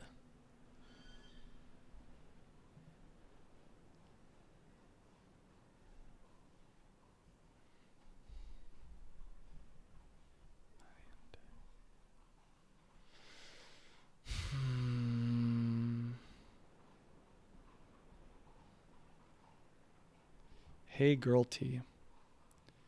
So look at this. Okay, this is a great example right here of how you can make a tea. All right, so I've talked about this. Oh man. So this is tea specifically marketed towards women, right? Hey girl, feel better. Hey girl, cleanse. Hey girl, energize. I've talked about this in previous I need to talk about this in previous videos, but there needs to be a tea specifically for men, because men is not like tea is, a lot of men don't drink tea, but some men do. I drink tea, and there's no tea brand that I'm like, that's like a manly tea brand. Tea for men. And I've talked about this in past things, and I believe I have a student that's working on this. So, that's awesome. But a tea brand for men, and these girls crushed it. Hey girl. It's very obvious. The color scheme, the branding, everything is on point. If you did the same thing for men, like it wouldn't be hey man, it would be like manly tea. You'd have to nail the branding, and it would take some time. But they're selling the same tea as everybody else, and yet, they're doing pretty good. Same thing, this Yogi Detox. So this is what you want to start doing. Yogi Tea, they've niched down into people that are into like yoga and like healthy, holistic, blah, blah, blah. You can do this with freaking anything. So yeah, hey girl, look at that. Anyways, my point being is if you're trying to sell a product and it seems competitive, look, tea is a freaking competitive market. If you can niche down and like really have like a target demographic, you can still have a lot of success. And this is why you do product research. I mean, look at, already we've got 7 different ideas here, which is a good start. Let's look at some peppermint tea. I'm just curious here. I mean, there's a lot of peppermint tea. I think there's room. This branding doesn't actually like say peppermint to me. Like when I think of peppermint, or is peppermint, maybe I'm thinking of wintermint. Wintermint's more on the blue side. This is probably fine. T2 just. I think there's room for like a premium peppermint tea, but there's also a lot of heavy competitors. So I'll skip that one for now.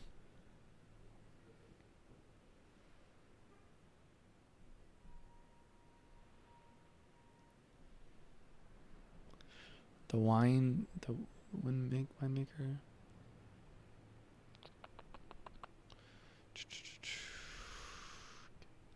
Get wellness tea. I wonder what that is. Yeah, okay.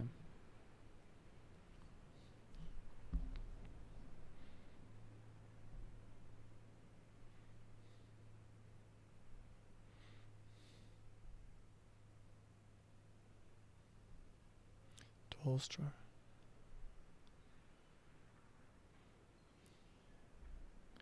Organic hibiscus tea. Yeah, I mean, this is, I mean, it's pretty solid branding. It's organic hibiscus flowers, organic hibiscus tea bags. It's very obvious what it is, and that's why they've got 70,000 reviews. I would not try to compete with those people.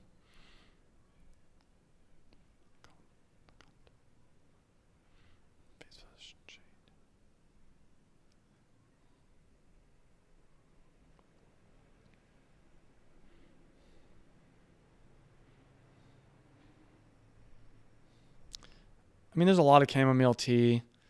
I'm not going to mess with that one.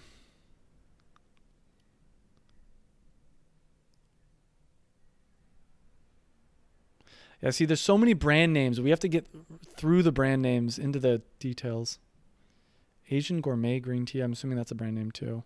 Sugar Plum Twist. What is this? Oh, it's like a movie.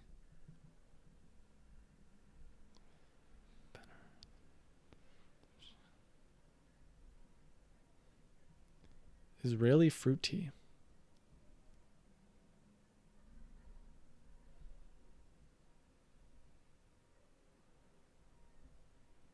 Is Israeli a Israeli? What is Israeli fruit tea?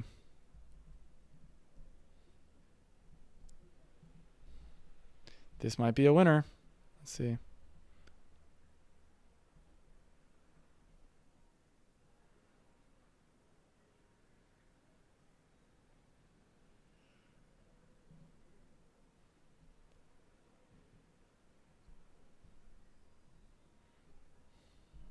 Okay, so here's another good example.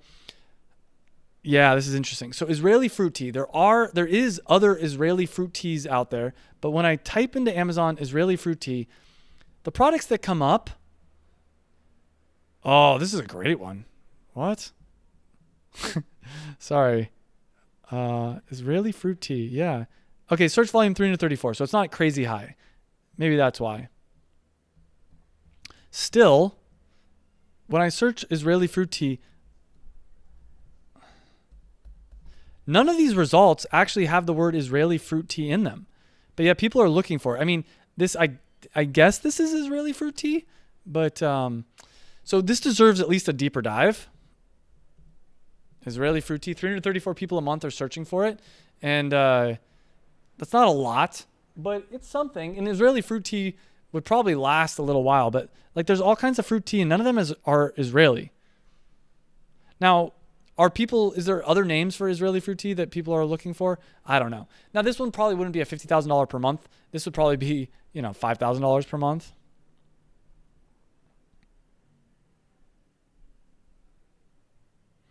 All right, so here's what I'm going to do. How do you find a minute for to make the tea? Mandana had please not everybody do this. This is the last time I'll answer an all caps message, but good for you for doing the first one that I saw. So someone in the chat said, how do you find a manufacturer to make the tea or the Peruvian ingredients? This is how you do it. You go to my YouTube channel and you watch the videos that I have there. So I specifically have a video. Let's go. Travis Marziani. let's go here. Let's go there. First off, the first thing you do is you go to my YouTube channel and you click to subscribe. The subscribe button should be up here somewhere for you. Click that subscribe button. Click the notification bell. That's the most important thing you can do. Then you can go over to my playlists, and I have this free Amazon FBA course playlist. And I say how to find manufacturers to create a product and sell on Amazon. Watch this video and then this video, these two videos right here. That'll show you how to find a manufacturer. Honestly, this is what I'm willing to bet. 90% of all the questions that are in the chat right now, I haven't even looked at all the chat, but I bet you 90% of all the questions in the chat I've already done a video on. I mean, I've probably made 1,000 YouTube videos. I deleted a lot of them, but I've made at least 1,000 YouTube videos. So let me go back. Let's go full screen mode here. Let's go into some of the questions in the chat. All right. Let's go to the chat. So someone said, what about Agar Powder? I will look into the Agar Powder in just a second. So guys, if you're watching, this is the time to ask your question. I know that there's probably questions up above, but it's hard for me to scroll through everything. So post, even if you asked a question earlier and you want me to answer it, post it right now. So I'll look into Agar Powder. I don't know a lot about it, but yeah, people love the idea of tea for men. Oh, I want to make this happen so much. There is a student in my program that is doing something like this, but I think he's doing it slightly different than I had expected.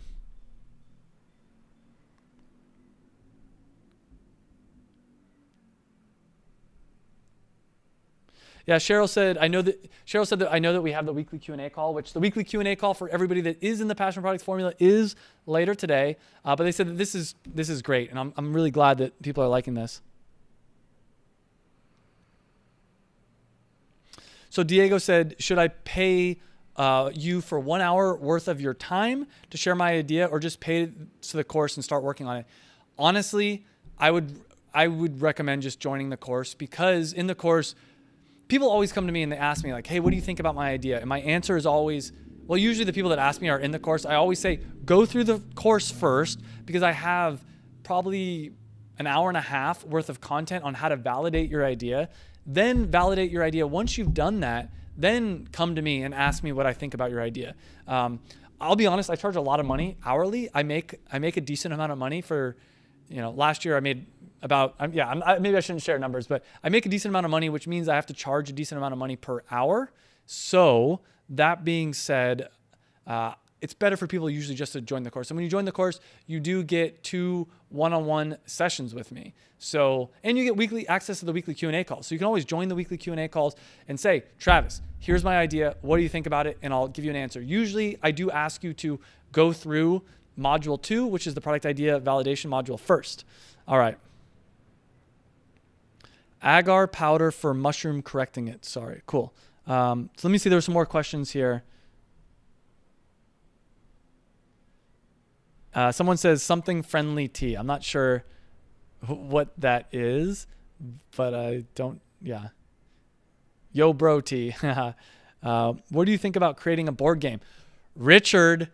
I'm in the process of creating 2 board games right now. I'm so pumped about this. It's not easy for a number of different reasons. It's a kind of a different model, because on Amazon, people aren't going to be necessarily searching for your board game. You're going to have to do some social media marketing. But I've partnered with 2 students in my course to help them make board games. So Jason Preet said, how do I not get overwhelmed when doing product research? Yeah, I mean, it's just got to be fun. You just got to go in there and just start looking. So this is one of the big parts of my Amazon FBA course, the Passion Product Formula, that I'm revamping, is making it a lot simpler and then showing people more step-by-step how I do product research. Honestly, I'm not that satisfied with my lessons on product research right now in the course. I'll be completely honest, but that's my number 1 priority over the next month or 2, is to improve that part of the course. And that's part of the reason why I'm doing this live thing, is so I can get more experience doing product research. I honestly don't do product research as much as I used to. And so I'm trying to get back out there, do more product research. So Nahal said, should we first buy a subscription for Helium 10 to get started? It's helpful. It's not necessary. But I do recommend them. So Ariana Coppola said, can you show us how much tea for men is being searched? So here's the key. Probably not at all, but it doesn't matter because tea is being searched. And now you got to start thinking what percentage of the people searching for tea is men. And if you could create a product that those men are more likely to buy, then you'll own the market. In the same thing, probably nobody's searching for tea for women, but women are searching for tea on Amazon and they want to buy something. And they're more likely to buy something that resonates with them. Sorry, I'm looking at the lights and making sure everything's set up well. Do you have to lab test your products in the US? Is it easy to monitor the process? You don't need to lab test the products. Your manufacturer needs to be FDA certified, but that's about it. Someone said samurai tea. ? I move my hands a lot, by the way, and I'm aware of this. We're probably going to take a break in like a little bit here, and I'll come right back. So, well, you inspired me, and I have my idea because of you. Dana. I'm so excited. I'm really curious. Can I ask, how did I inspire you? And did you get your idea within the last, like during this YouTube live, or is it just in the past or something like that? All right. So let's do this, guys. I'm going to do a 10-minute stretch break. And for everybody that needs to use the bathroom, I will be back in 10 minutes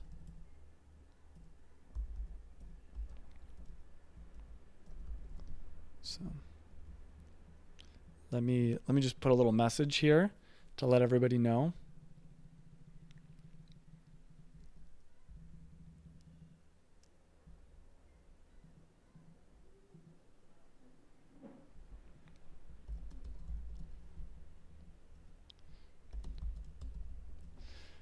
Cool.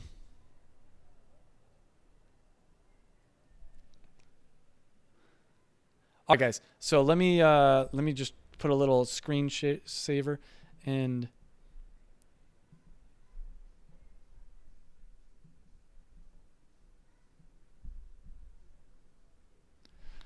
by the way, let me see if I can show you guys without messing everything up. Oh, here, I got to take this off.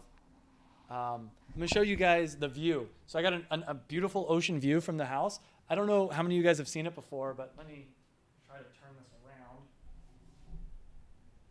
The view's better from the balcony, but I don't know. So that's the ocean out there, some palm trees, all that kind of nice stuff.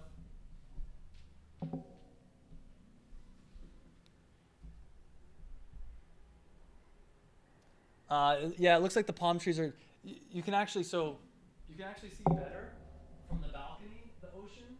From this window, it's kind of a little bit obscured, but anyways.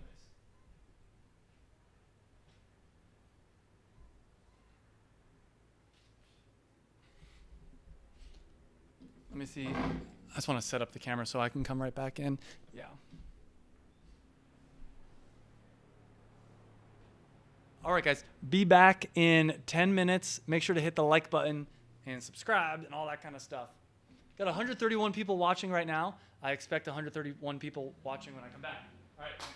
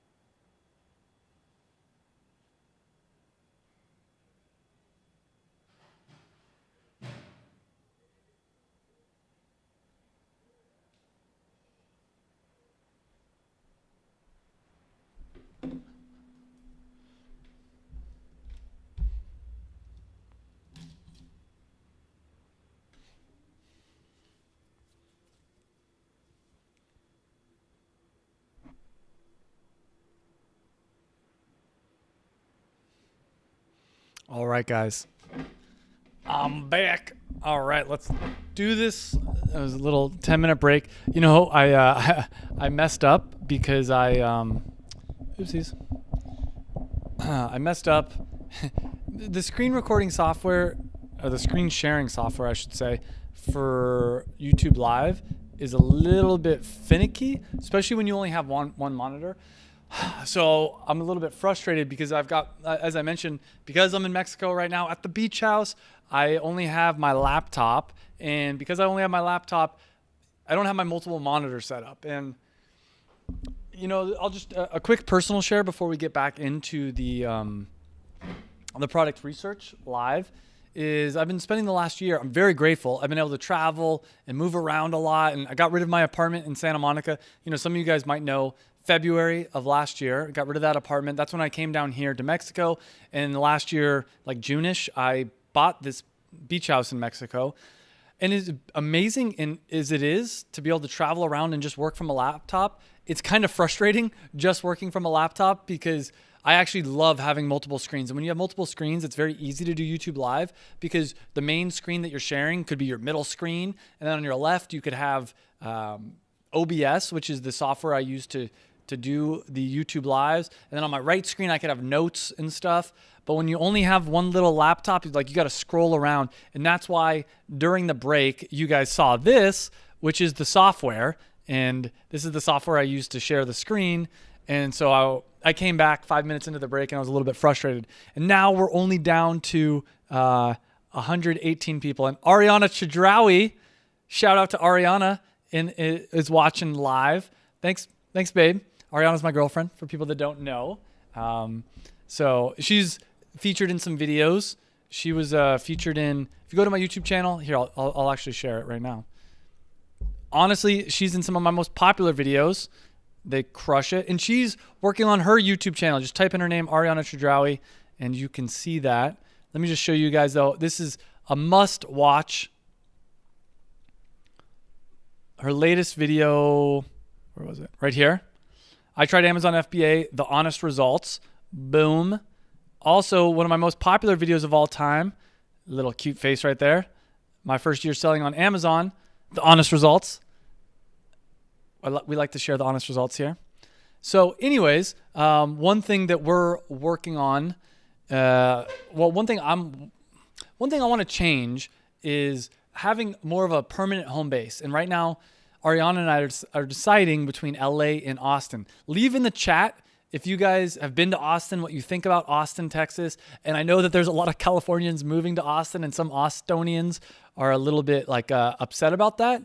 But I also know that a lot of them are chill with it. And that's a whole other conversation. But, you know, I've been really struggling with, was it better for us to move to Austin where it seems like there's a really cool hip scene? My income tax would go down to 0% income tax instead of the 10% it is. It might be even 13% in California. So I'd save a lot of money on income tax. And last year I made a decent amount of money. So that'd be basically the amount of money I'd save on income tax would pay for a house there. It'd pay my mortgage and then some. And also it just seems like it's a really cool, I guess I can get rid of this screen. It also just seems like a really cool area. And it seems like there's a lot of cool innovation and stuff happening there. So I got a misspelling of secret. I'm debating whether or not Austin. So I'll be going to Austin in the end of March. So if you guys are if anyone here is in Austin, definitely let me know. Cocktail Cards says, wish I was back in Mexico. I'm coming back as soon as I can. AJ from Cocktail Cards, he's having a baby soon. There's just some inside stuff. All right, guys. So let's talk about the pricing. So we got 118 people watching. Make sure to hit that like button. My goal is to try to get this to over 200 likes before the end of the live stream. Let's get back into some product research live here. And by the way, I'm drinking a tea now.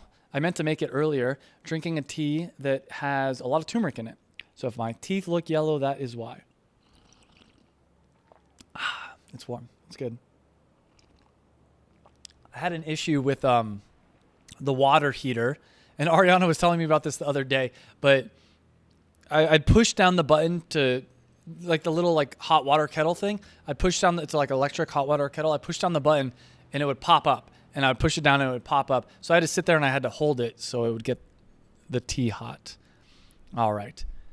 Maybe I'll do a new updated tour soon. We've been doing some renovations here on the house. But all right, the reason you guys came to do some more product research, let's get into it. Got Hey Girl Tea. All right, where did I leave off here? Oh yeah, we're looking at teas. Hot chocolate mix. What about vegan hot chocolate mix? Is that a thing? People are searching it. Coconut Cloud. Double Dutch, dark chocolate, dairy-free, plant-based, vegan. I think they could do a better job. I think incorporating the word vegan or somehow making the branding even more like green and vegan-y or something could be good. So this kind of goes into that whole vegan candy. I still think that there is room for a vegan candy bar, a vegan candy company that also sells, this is like a multi-million-dollar like company I'm talking about here. So the idea though is you start with the vegan candy bar and then you do vegan hot chocolate. I'm going to put notes. But let's dive a little bit deeper.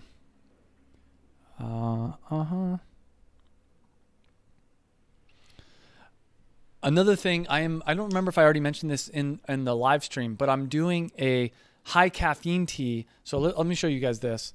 A high caffeine tea with a student. We're partnering on it. And right now when you type in high caffeine tea, like this is what comes up, and none of these look like high caffeine teas. This one maybe a little bit, but like the branding is off. I think we can do a much better job. So watch live, make sure you're subscribed to see how we do that. All right, so let's keep going here.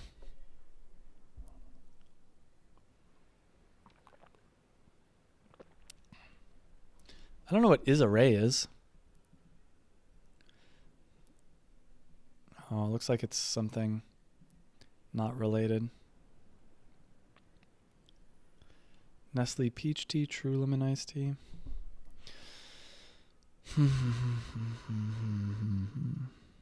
So this is what I'm going to do here. I'm going to go till the end of page 5, and then we're going to switch up the style of product research I'm doing.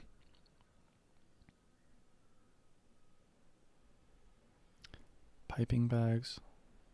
I'm curious about piping bags. Is there room for improvement in piping bags, making a premium piping bag? Maybe. Am I the person to do that? No. So I'm going to leave that one alone. Everyone lotion lavender.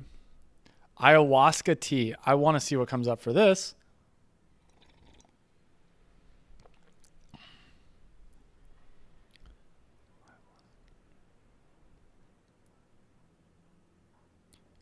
Ashwagandha. I mean, people are, I don't know if, when people say ayahuasca, so for people that don't know, ayahuasca is a potent plant medicine. It is a psychedelic that you can't sell on Amazon. But I don't know if people meant to put in ashwagandha, but maybe there's a way. I'm not saying this for sure. I'm gonna put this on the maybe category. Maybe there's a way to piggyback off that and sell a tea that is ayahuasca relief tea or ayahuasca rejuvenation tea, and make it very clear that it's for people that have already done ayahuasca, or maybe somehow use the idea of ayahuasca in there of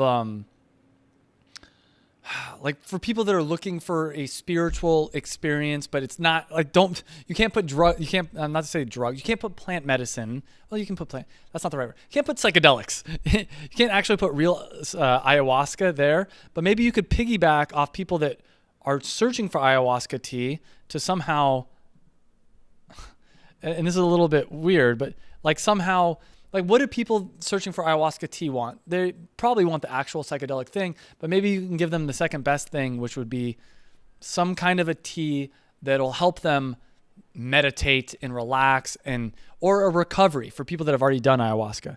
I don't know what Foshan chocolate is. Ooh, and Valentine's Day is coming up. I gotta get some good stuff for Valentine's Day. Ariana and I said we're not doing gifts. But she's on the live. I can't say anything. I should probably get her something. What? Leave in the chat what I should get Ariana for Valentine's Day.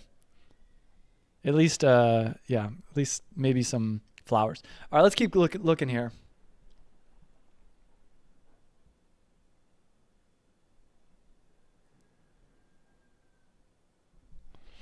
And the riches are in the niches.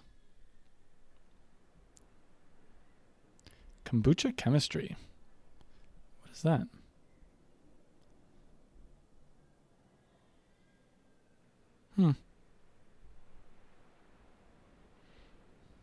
Interesting. pH strips for kombucha brewing. There's something there. I don't know. I think they're doing a decent job of it, so I don't know if I'd mess with it. Oh, someone was asking about Agar Powder. Let me go here.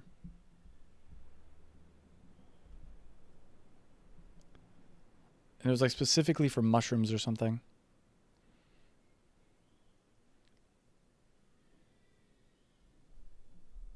Oh, nice. He asked again. I didn't even see that. Milenko. Agar powder. Let's do some agar powder research. So in the meantime, let me just keep going here. Ginger tea. There's probably so much ginger tea out there. I don't know if I'd mess with that.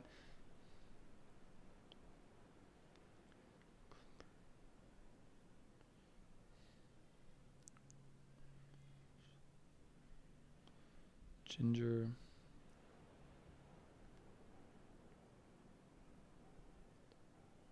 I don't know what ginger Bolton is. What does that mean?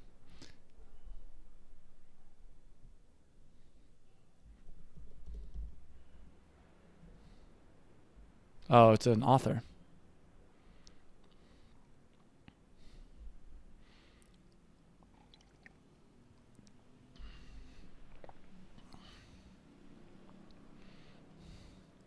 Peppermint Tea? Is that a brand name or is that a Buttermint? I have never heard of this before. But, I mean, it looks like Twinings kind of is crushing it. There's no other competitors. All right, some Buttermint Tea. Let's do that. Let's go over to Google Trends, see how it's doing. It's probably not that much trend to it.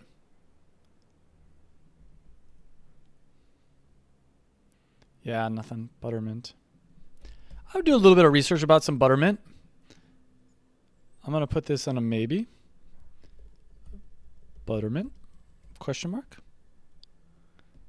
And by the way, we haven't gotten into it yet.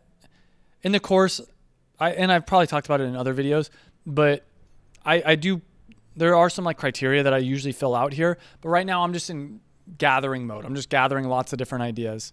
All right, some Buttermint tea. Maybe. Probably not going to crush it. You're probably not going to make a ton of money with Buttermint. I would need to do some research. Like, what's the benefits of Buttermint? Does it just taste good? Does it taste like butter and mint? I don't know. But maybe that could be like a future trend. Maybe not. Remember, so I think this is an important thing for doing product research is we're just trying to get as many ideas as possible. And then we go through and we start figuring out, all right, which one of these are actually good?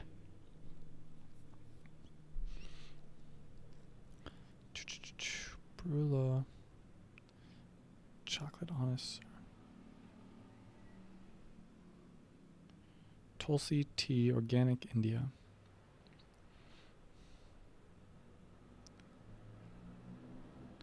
Lots of Tulsi Tea, but I think there's some pretty good competitors in Tulsi Tea.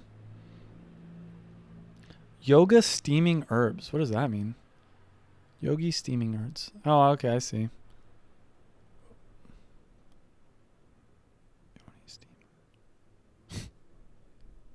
Is it yogi? They might be meaning to say yoni, which is something different. I mean, this is doing pretty well. I don't know if they have a lot of competitors here.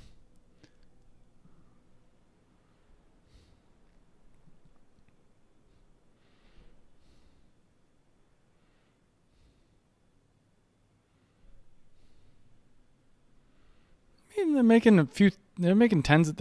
Well, look at total. It's like $50,000 they're doing. And their packaging's pretty mediocre. They got 2,000 rating. I mean, you know, not a category I'm going to mess with for obvious reasons, but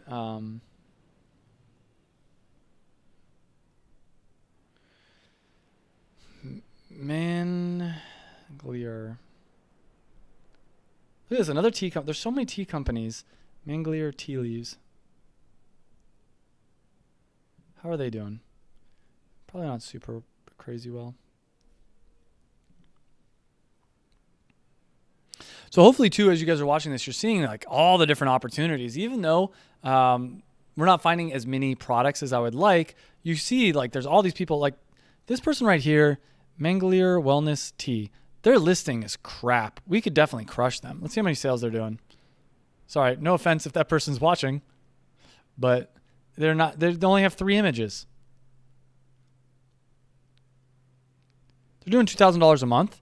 That's something. I mean, you could dominate this market because if you look here, this is the number one product, but then there's all these other products too. So I don't know. I'm going to put this in there. I don't know what Mangler tea is good for, but if you could create a YouTube channel, a TikTok, some kind of social media talking about the Mangler tea and why the benefits are, you could crush it. You can get influencers talking about Mangler tea. What is it? Let's see, Mangler tea. Natural medicine used by Creoles, Cajuns, and Native Americans in South Louisiana. Boom. Braves brewed. Yeah, that's a great one. I really like that one actually. But you would need to create a social media presence or get influencers. Yeah, 1,000 people are searching it a month. That's pretty good. And the competition sucks. Look, and this is just one word. This is just tea. Think about all the different things that there are. So when people tell me I can't find a product, I'm saying, you know what, you're not trying hard enough. And I do have some students that I know are trying very hard. That's not to like make them feel bad, but it's just like, keep doing this. And so I'm planning on maybe starting to do this YouTube live once a quarter. Do me a favor, hit the like button if you want me to start doing this YouTube lives once a quarter, doing product research live. Because if this video does really well, then I'll do this more often. And if it doesn't do well, I'll probably never do it again. So share this and like and subscribe and you know, try to spike the algorithm. And honestly, here's a little secret. Watch this video all the way to the end, even if you just like kind of get up and walk away from the video, because the longer the watch time is on this video, the better it'll do in the YouTube algorithm. And the better it does in the YouTube algorithm, the more likely I am to do this again and again. So let's keep going here. Kratom tea. I don't know if you're allowed to sell that on.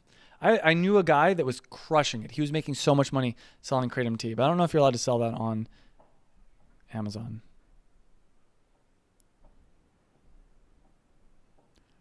Zen Art of Tea.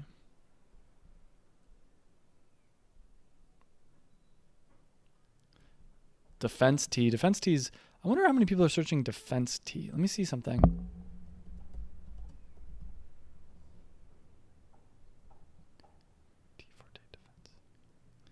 So this has got like a defense. I actually want to know, is that something anybody's searching? Oh, so sorry, I got completely sidetracked with the Agar powder. My bad. So Jen said, can we move on from tea? Yeah, we'll move on from tea in a minute. Sorry, Jen. All right, so Agar powder, 4,900 searches per month. Let's look at the competition though. I'm assuming, so Agar powder, and you wanted to know Agar powder for mushrooms.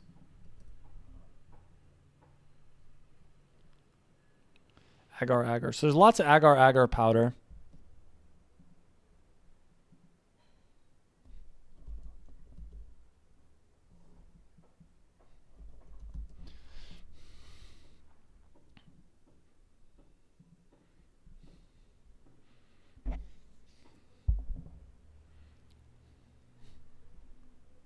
So no one's really searching for Agar powder for mushrooms that I can see. So I don't know if I would. I don't know enough about this.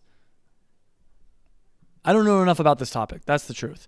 Because if this is something that's really common for mushrooms, maybe there's a place to do it, but it doesn't seem like agar powder for mushrooms. It does come up here.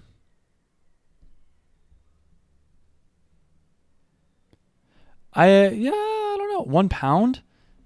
It's $45 for 1 pound.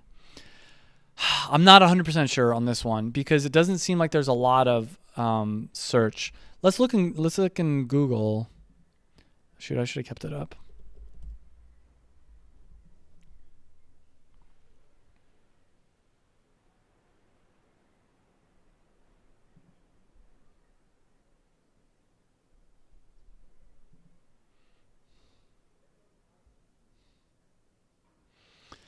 Del the Hater says, that's such a great name. Del the Hater says, any plans for a Lambo or a 911 in the future? Guru style? Honestly, no. That's not my style. I'm much more of a beach house kind of guy. I'd rather spend my money on things like that. I'm not a huge like Lambo fan. So agar powder for mushrooms is searched 20 times per month. Let's just put agar powder mushrooms. So there's not a lot of demand for it. Not saying that it can't work. Oops.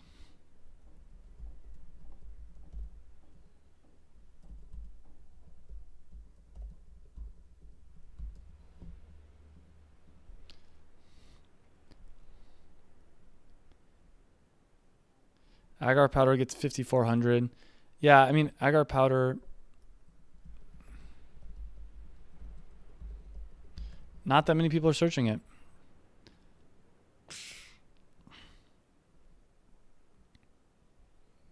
Yeah, I don't know.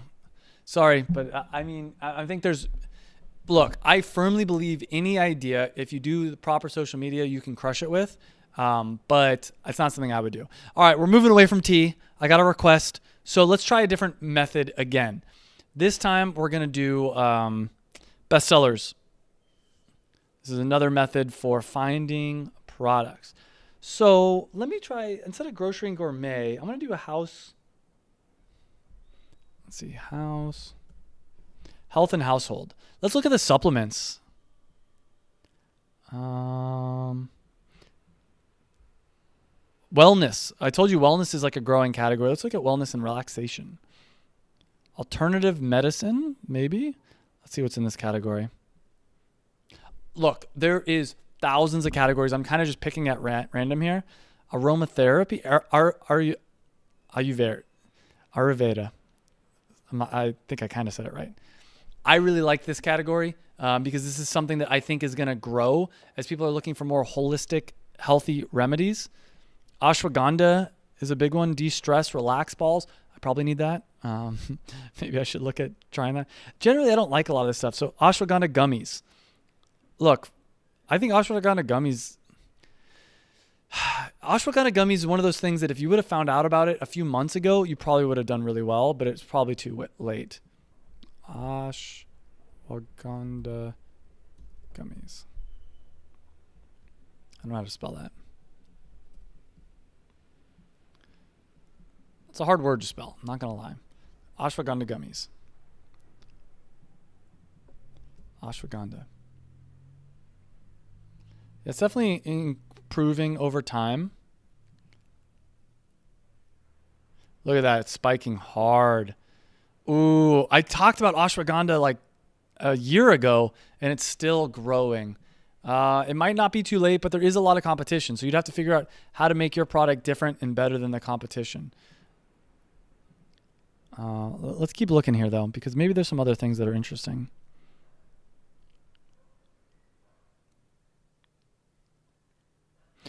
Primal Flex. This guy's only got 291 reviews, but he's number 7 in the bestseller list. That's kind of interesting. Primal Harvest Joint Supplement. So this is hitting some of those categories we talked about later if you were tuned in earlier, where I was talking about how boomers, which they need joint supplements, and wellness is a category, and also emerging ingredients. So this is kind of combining all of them. Honestly, there's something there. I still think that there's room for doing some kind of a supplement that's like an Ayurvedic like supplement that combines a bunch of things. In fact, let's add this to the list. Ayurvedic supplement. you would have to partner with influencers or do your own social media. I don't know what Keto powder is. Never heard of this before. Might be a good time to jump on it. Not a lot of interest over time. I would do some research on this. I would put this as a maybe. In fact, let's look in Google. Let's look in here. Oh, the next thing I'm going to type in here is Ayurvedic. See what comes up.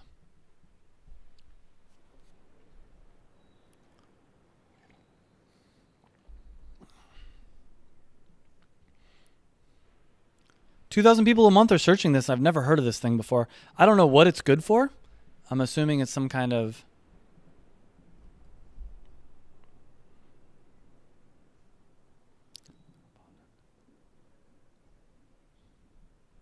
Yeah, I don't know. We can do some research later, but I think that's interesting nonetheless.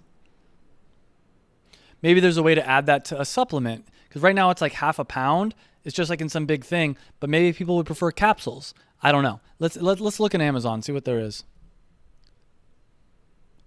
Trifala tablets.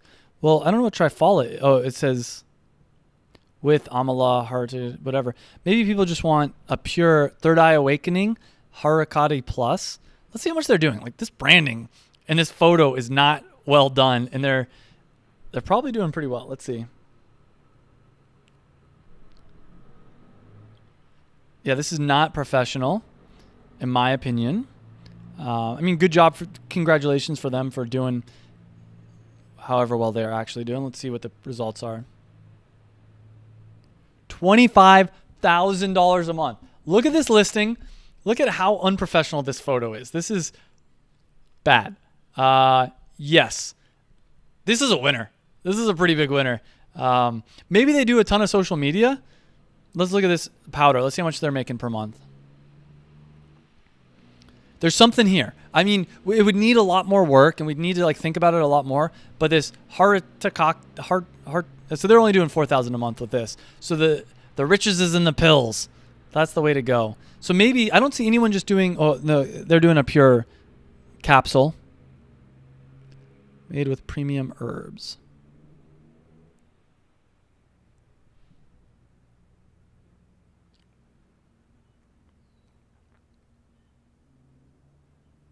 So Phaizen said, can we look at non-consumable products? Do you have a recommendation, Phaizen?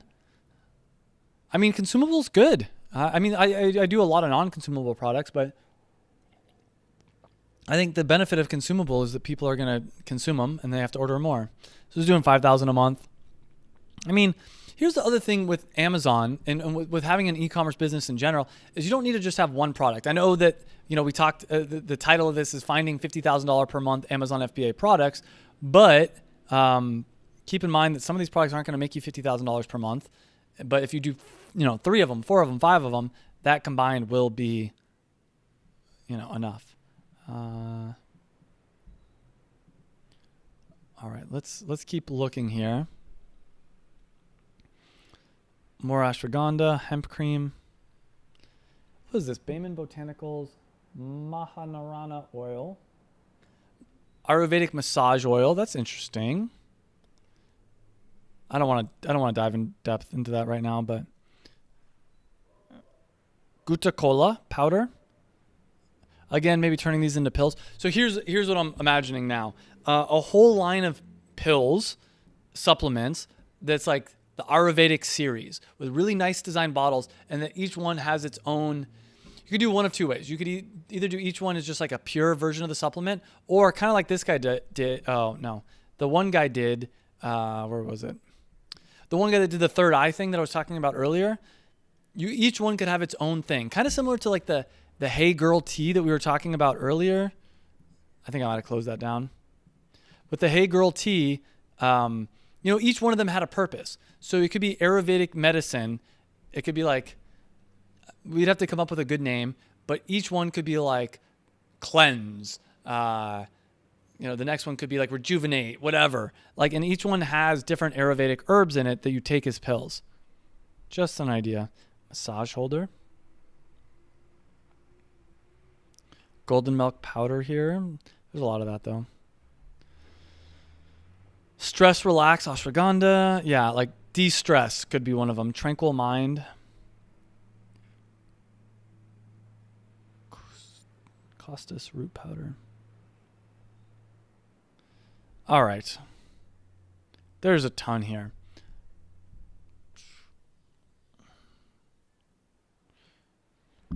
So let me go back to the chat. So if you guys have a question for me, put it in the chat, and then I'll do some more product research in a second. It's definitely getting tiring, but that's okay. I'm here to help you guys do some product research. We're going to do this live. Let's see.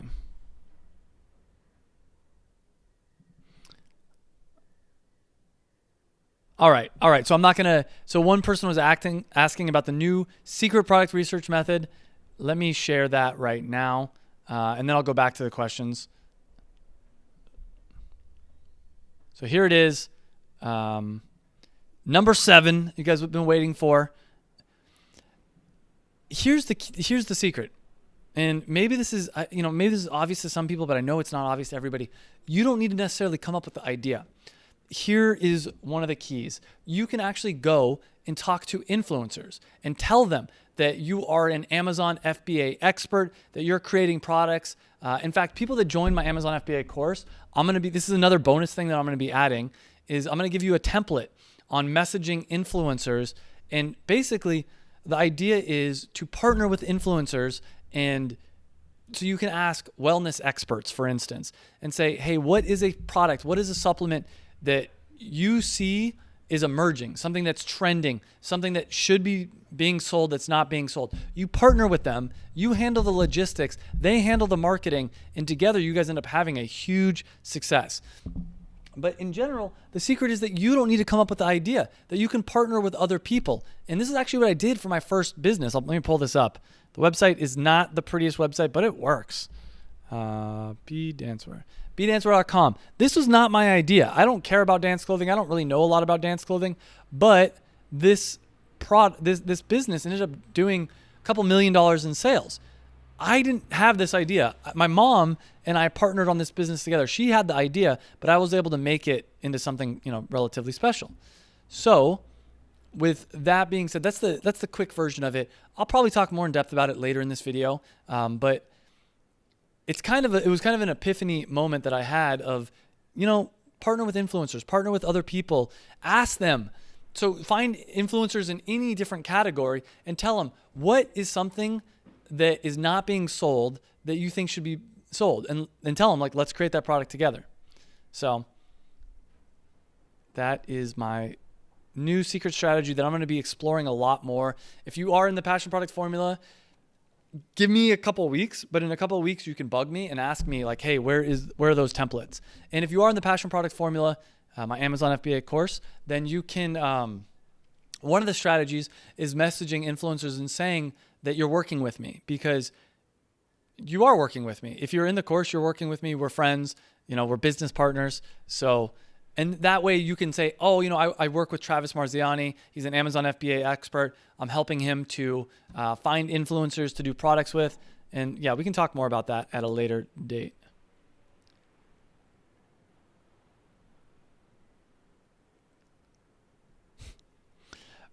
So we got one of the people in the comments is Bradley White from Capgemini. What's up? So for people that don't know, Capgemini was my corporate job that I had before I quit to become a full-time entrepreneur. And the first year at Capgemini was a blast. After that, it kind of was not so fun. Let me ask, I ended up getting in a pretty bad depression. Is the video still pretty laggy? Because if it is, I might be able, let me see if I can fix it I'm going to stop the recording, but I'm going to keep streaming. And that might free up some resources on my computer. Let me also close some other stuff that might be slowing it down.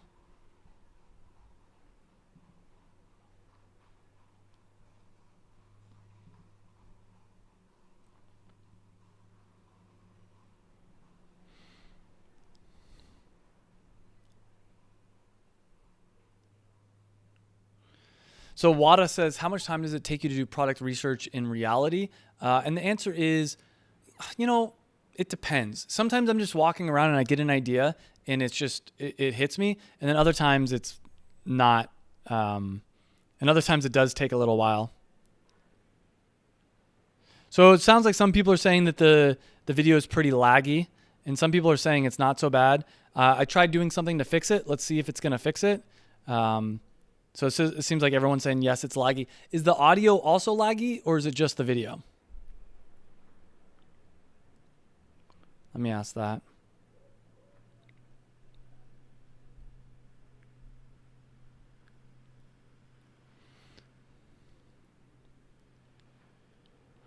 So someone said, Deza said, it would be nice to see what people are talking about on social media and how the numbers actually perform. Yeah, that's something I'm not going to have time to get into in depth today. But you can see what's trending on Instagram, TikTok, Pinterest. That's actually, I did a video recently with Leanne and Logan, and they saw that on TikTok and YouTube and Instagram, people were talking about bathrobe curls, but no one was selling a bathrobe curls product. And you can watch that video on my YouTube channel to find out more about how that went.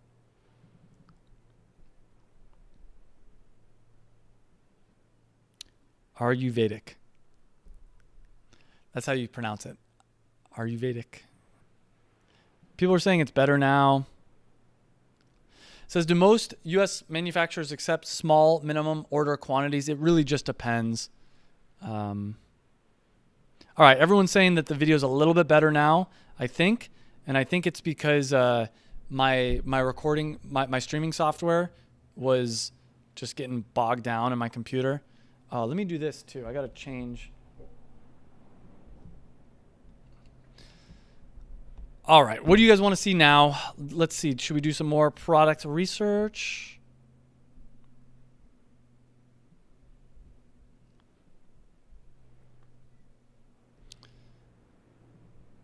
Let's go through some categories.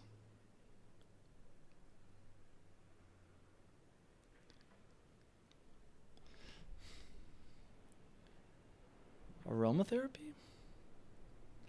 Oh, this is like a whole thing. I don't know if I want to go down that.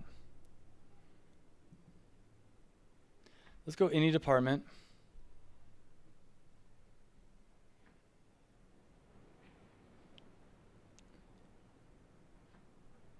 Sports and outdoor. Might be fun. I would not do that. I wouldn't do weights because they're not very easy to ship. I mean, okay. So here's another tip, man. Actually, let me add this to the sheet here. Trends. Look for workout trends. There's always new workout trends. Supplements, clothing in general, workout clothes, journal. Lots of journal ideas, emerging ingredients. I still want to look up what are the top.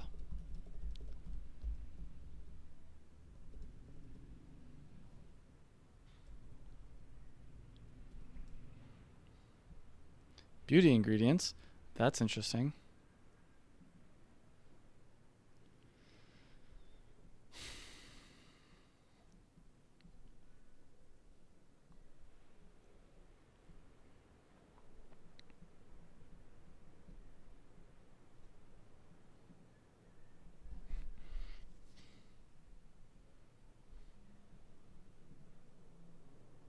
So I want to see what it was for 2020. Pea, watermelon, mushroom, tiger nut. I did see tiger nut coming up. Ube, probiotics, bamboo, yuzu. Yeah, this is all, man, I wonder if they did this. They should have done this for 2022. Oh, they don't release it until April.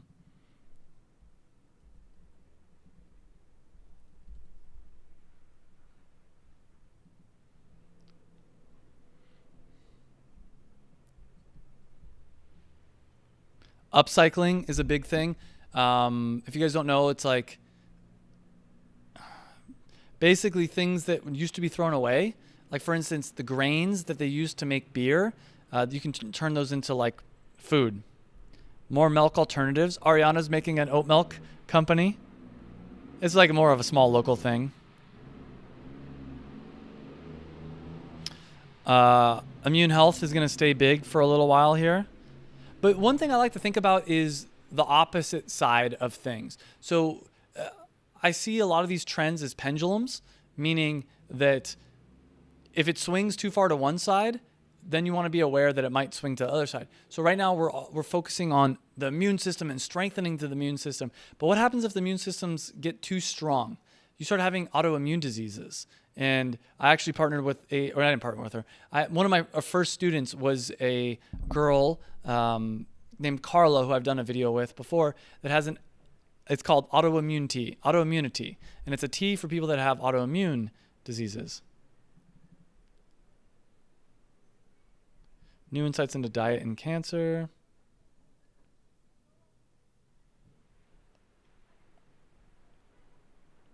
Yeah, so that's interesting.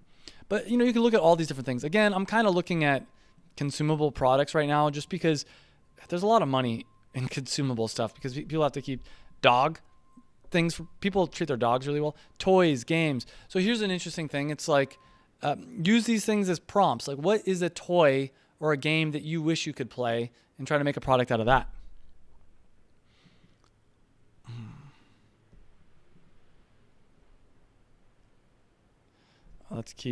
Let's see if I can find some more stuff here.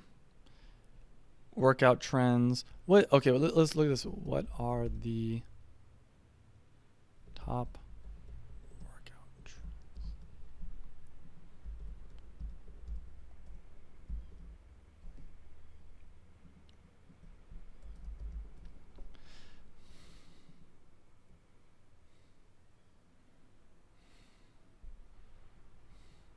Sugar sucks, the new keto. Yeah, I think low sugar is going to be a big thing. Immunity rocks, sure. So maybe like protein bars and food. So we've talked a lot about teas and stuff. Actually, this is a good idea. Food that helps with immunity, i.e. health bars. I don't know if there already is something like that, like a health bar that's main focus is around immunity and like building your immune system. That might be interesting. Eat plants, go paleo again. Let's see.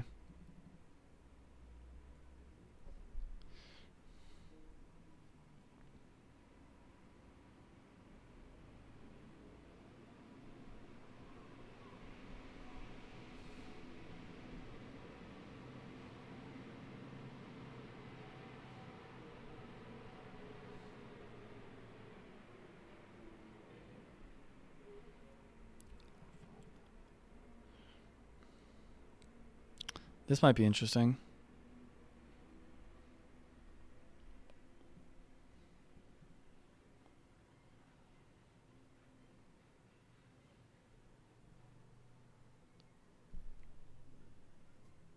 Yeah, fermentable carbs.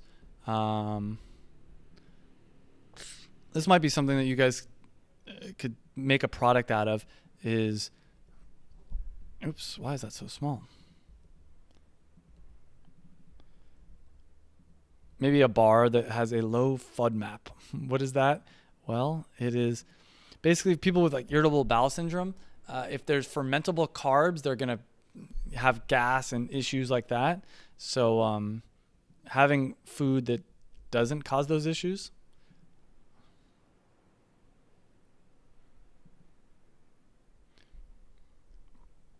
Let's look at some fitness trends. Hormone health is going to be big. I can see that. Exercise is medicine. Spiritual enlightenment. So this is another thing I like to think about is, okay, so if you see that there's a trend towards spiritual enlightenment and fitness, how do those two things interact? And obviously, if you would have known about this 10 years ago, you could start selling yoga mats. But what else is there? Oops.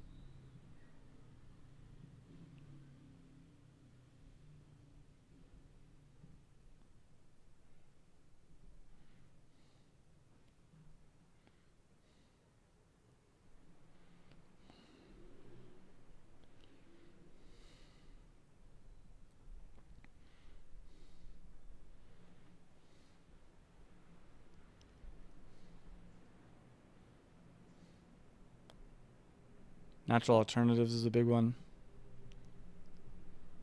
All right, so let me go back to some of the questions, and maybe we'll do a little bit more product research in a little bit here.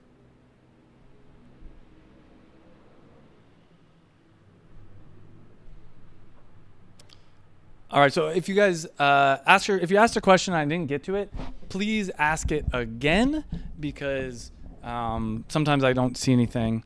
So any ideas for gluten-free? So what I would do is I'd go to Helium 10 and I would just type in gluten-free and see what comes up. Or you can do the Amazon search bar method, where you just type in gluten-free space the letter A, gluten-free space the letter B. I do think that gluten-free is probably going to continue to trend. Just a guess. Gluten-free. Yeah, it seems like it's going to keep going. Nina said, will this be recorded? Yes, it will. Gluten-free coconut milk. I realize coconut milk powder always has gluten byproducts in them. Yeah, gluten-free coconut milk could be good. Let's see. So are there requirements on ingredients of food products?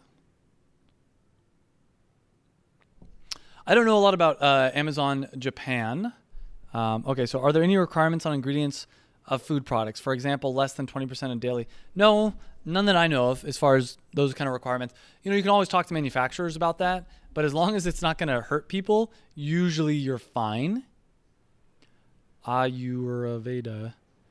Ayurveda. I'm going to keep saying it wrong. Ayurvedic? Ayurvedic? No, it's Ayurvedic. You can sell yourself without a business entity.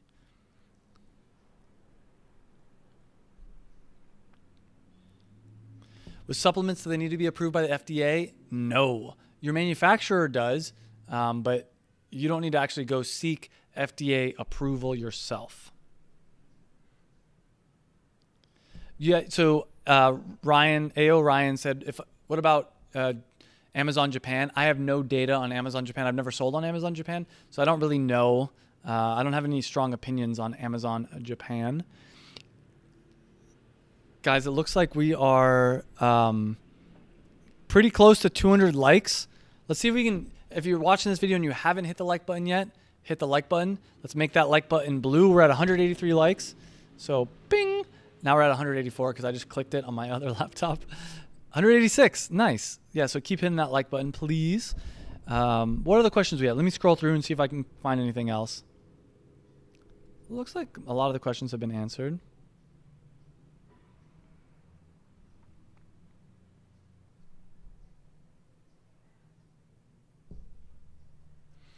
Yeah, so Nina says, what are your thoughts on sensory toys or products for special need children for buses or car rides?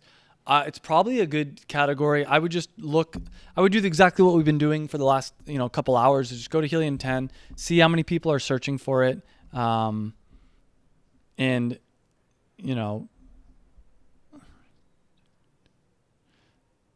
those reads this text, please do this search. Oh, sorry, someone said something weird in the chat. Okay, so yeah, the special needs toys, I think I would validate it and make sure that it makes sense in Helium 10, that there's search volume, that there's not a lot of competitors. It's probably good. Oh, and by the way, someone said, can you do any non-consumable products? I did. I was talking about sustainable products earlier in the stream. And maybe I'll even do some more for the next stream. So Mike C said, do I need to get any certificate if I sell on the Amazon UK and EU? I'm not super familiar with that, to be completely blunt and honest. I don't want to answer you wrong right off the top.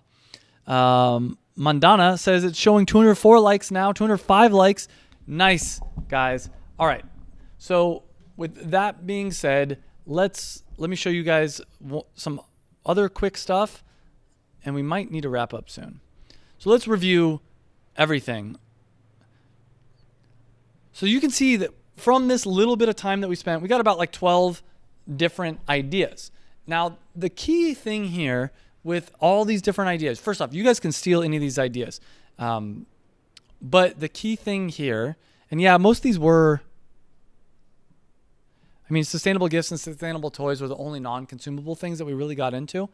But the key thing here is, I think almost any idea will work if you do it properly. It's just a matter of, doing it properly, doing the social media, branding it properly. It's the idea is just a small percentage of the battle. It really comes down to the implementation. I do have this worksheet and some other things. If there's a link down below to the free Amazon FBA course, definitely check that out. If you want to really get the ball rolling and you're really serious about it, there is that $1 Amazon FBA challenge link down below. And I am going to be opening up my passion product formula probably sometime next month. It's still, you can join the wait list though. Again, link down below for that as well. So with all that being said, guys, I'm going to wrap this up. Thank you guys so much for watching. Make sure to click the links down below to sign up for Helium 10 or to sign up for the free Amazon FBA course. Sign up for whatever you want. Links down below. Subscribe, like this video. Thanks for watching, and I'll see you guys next time.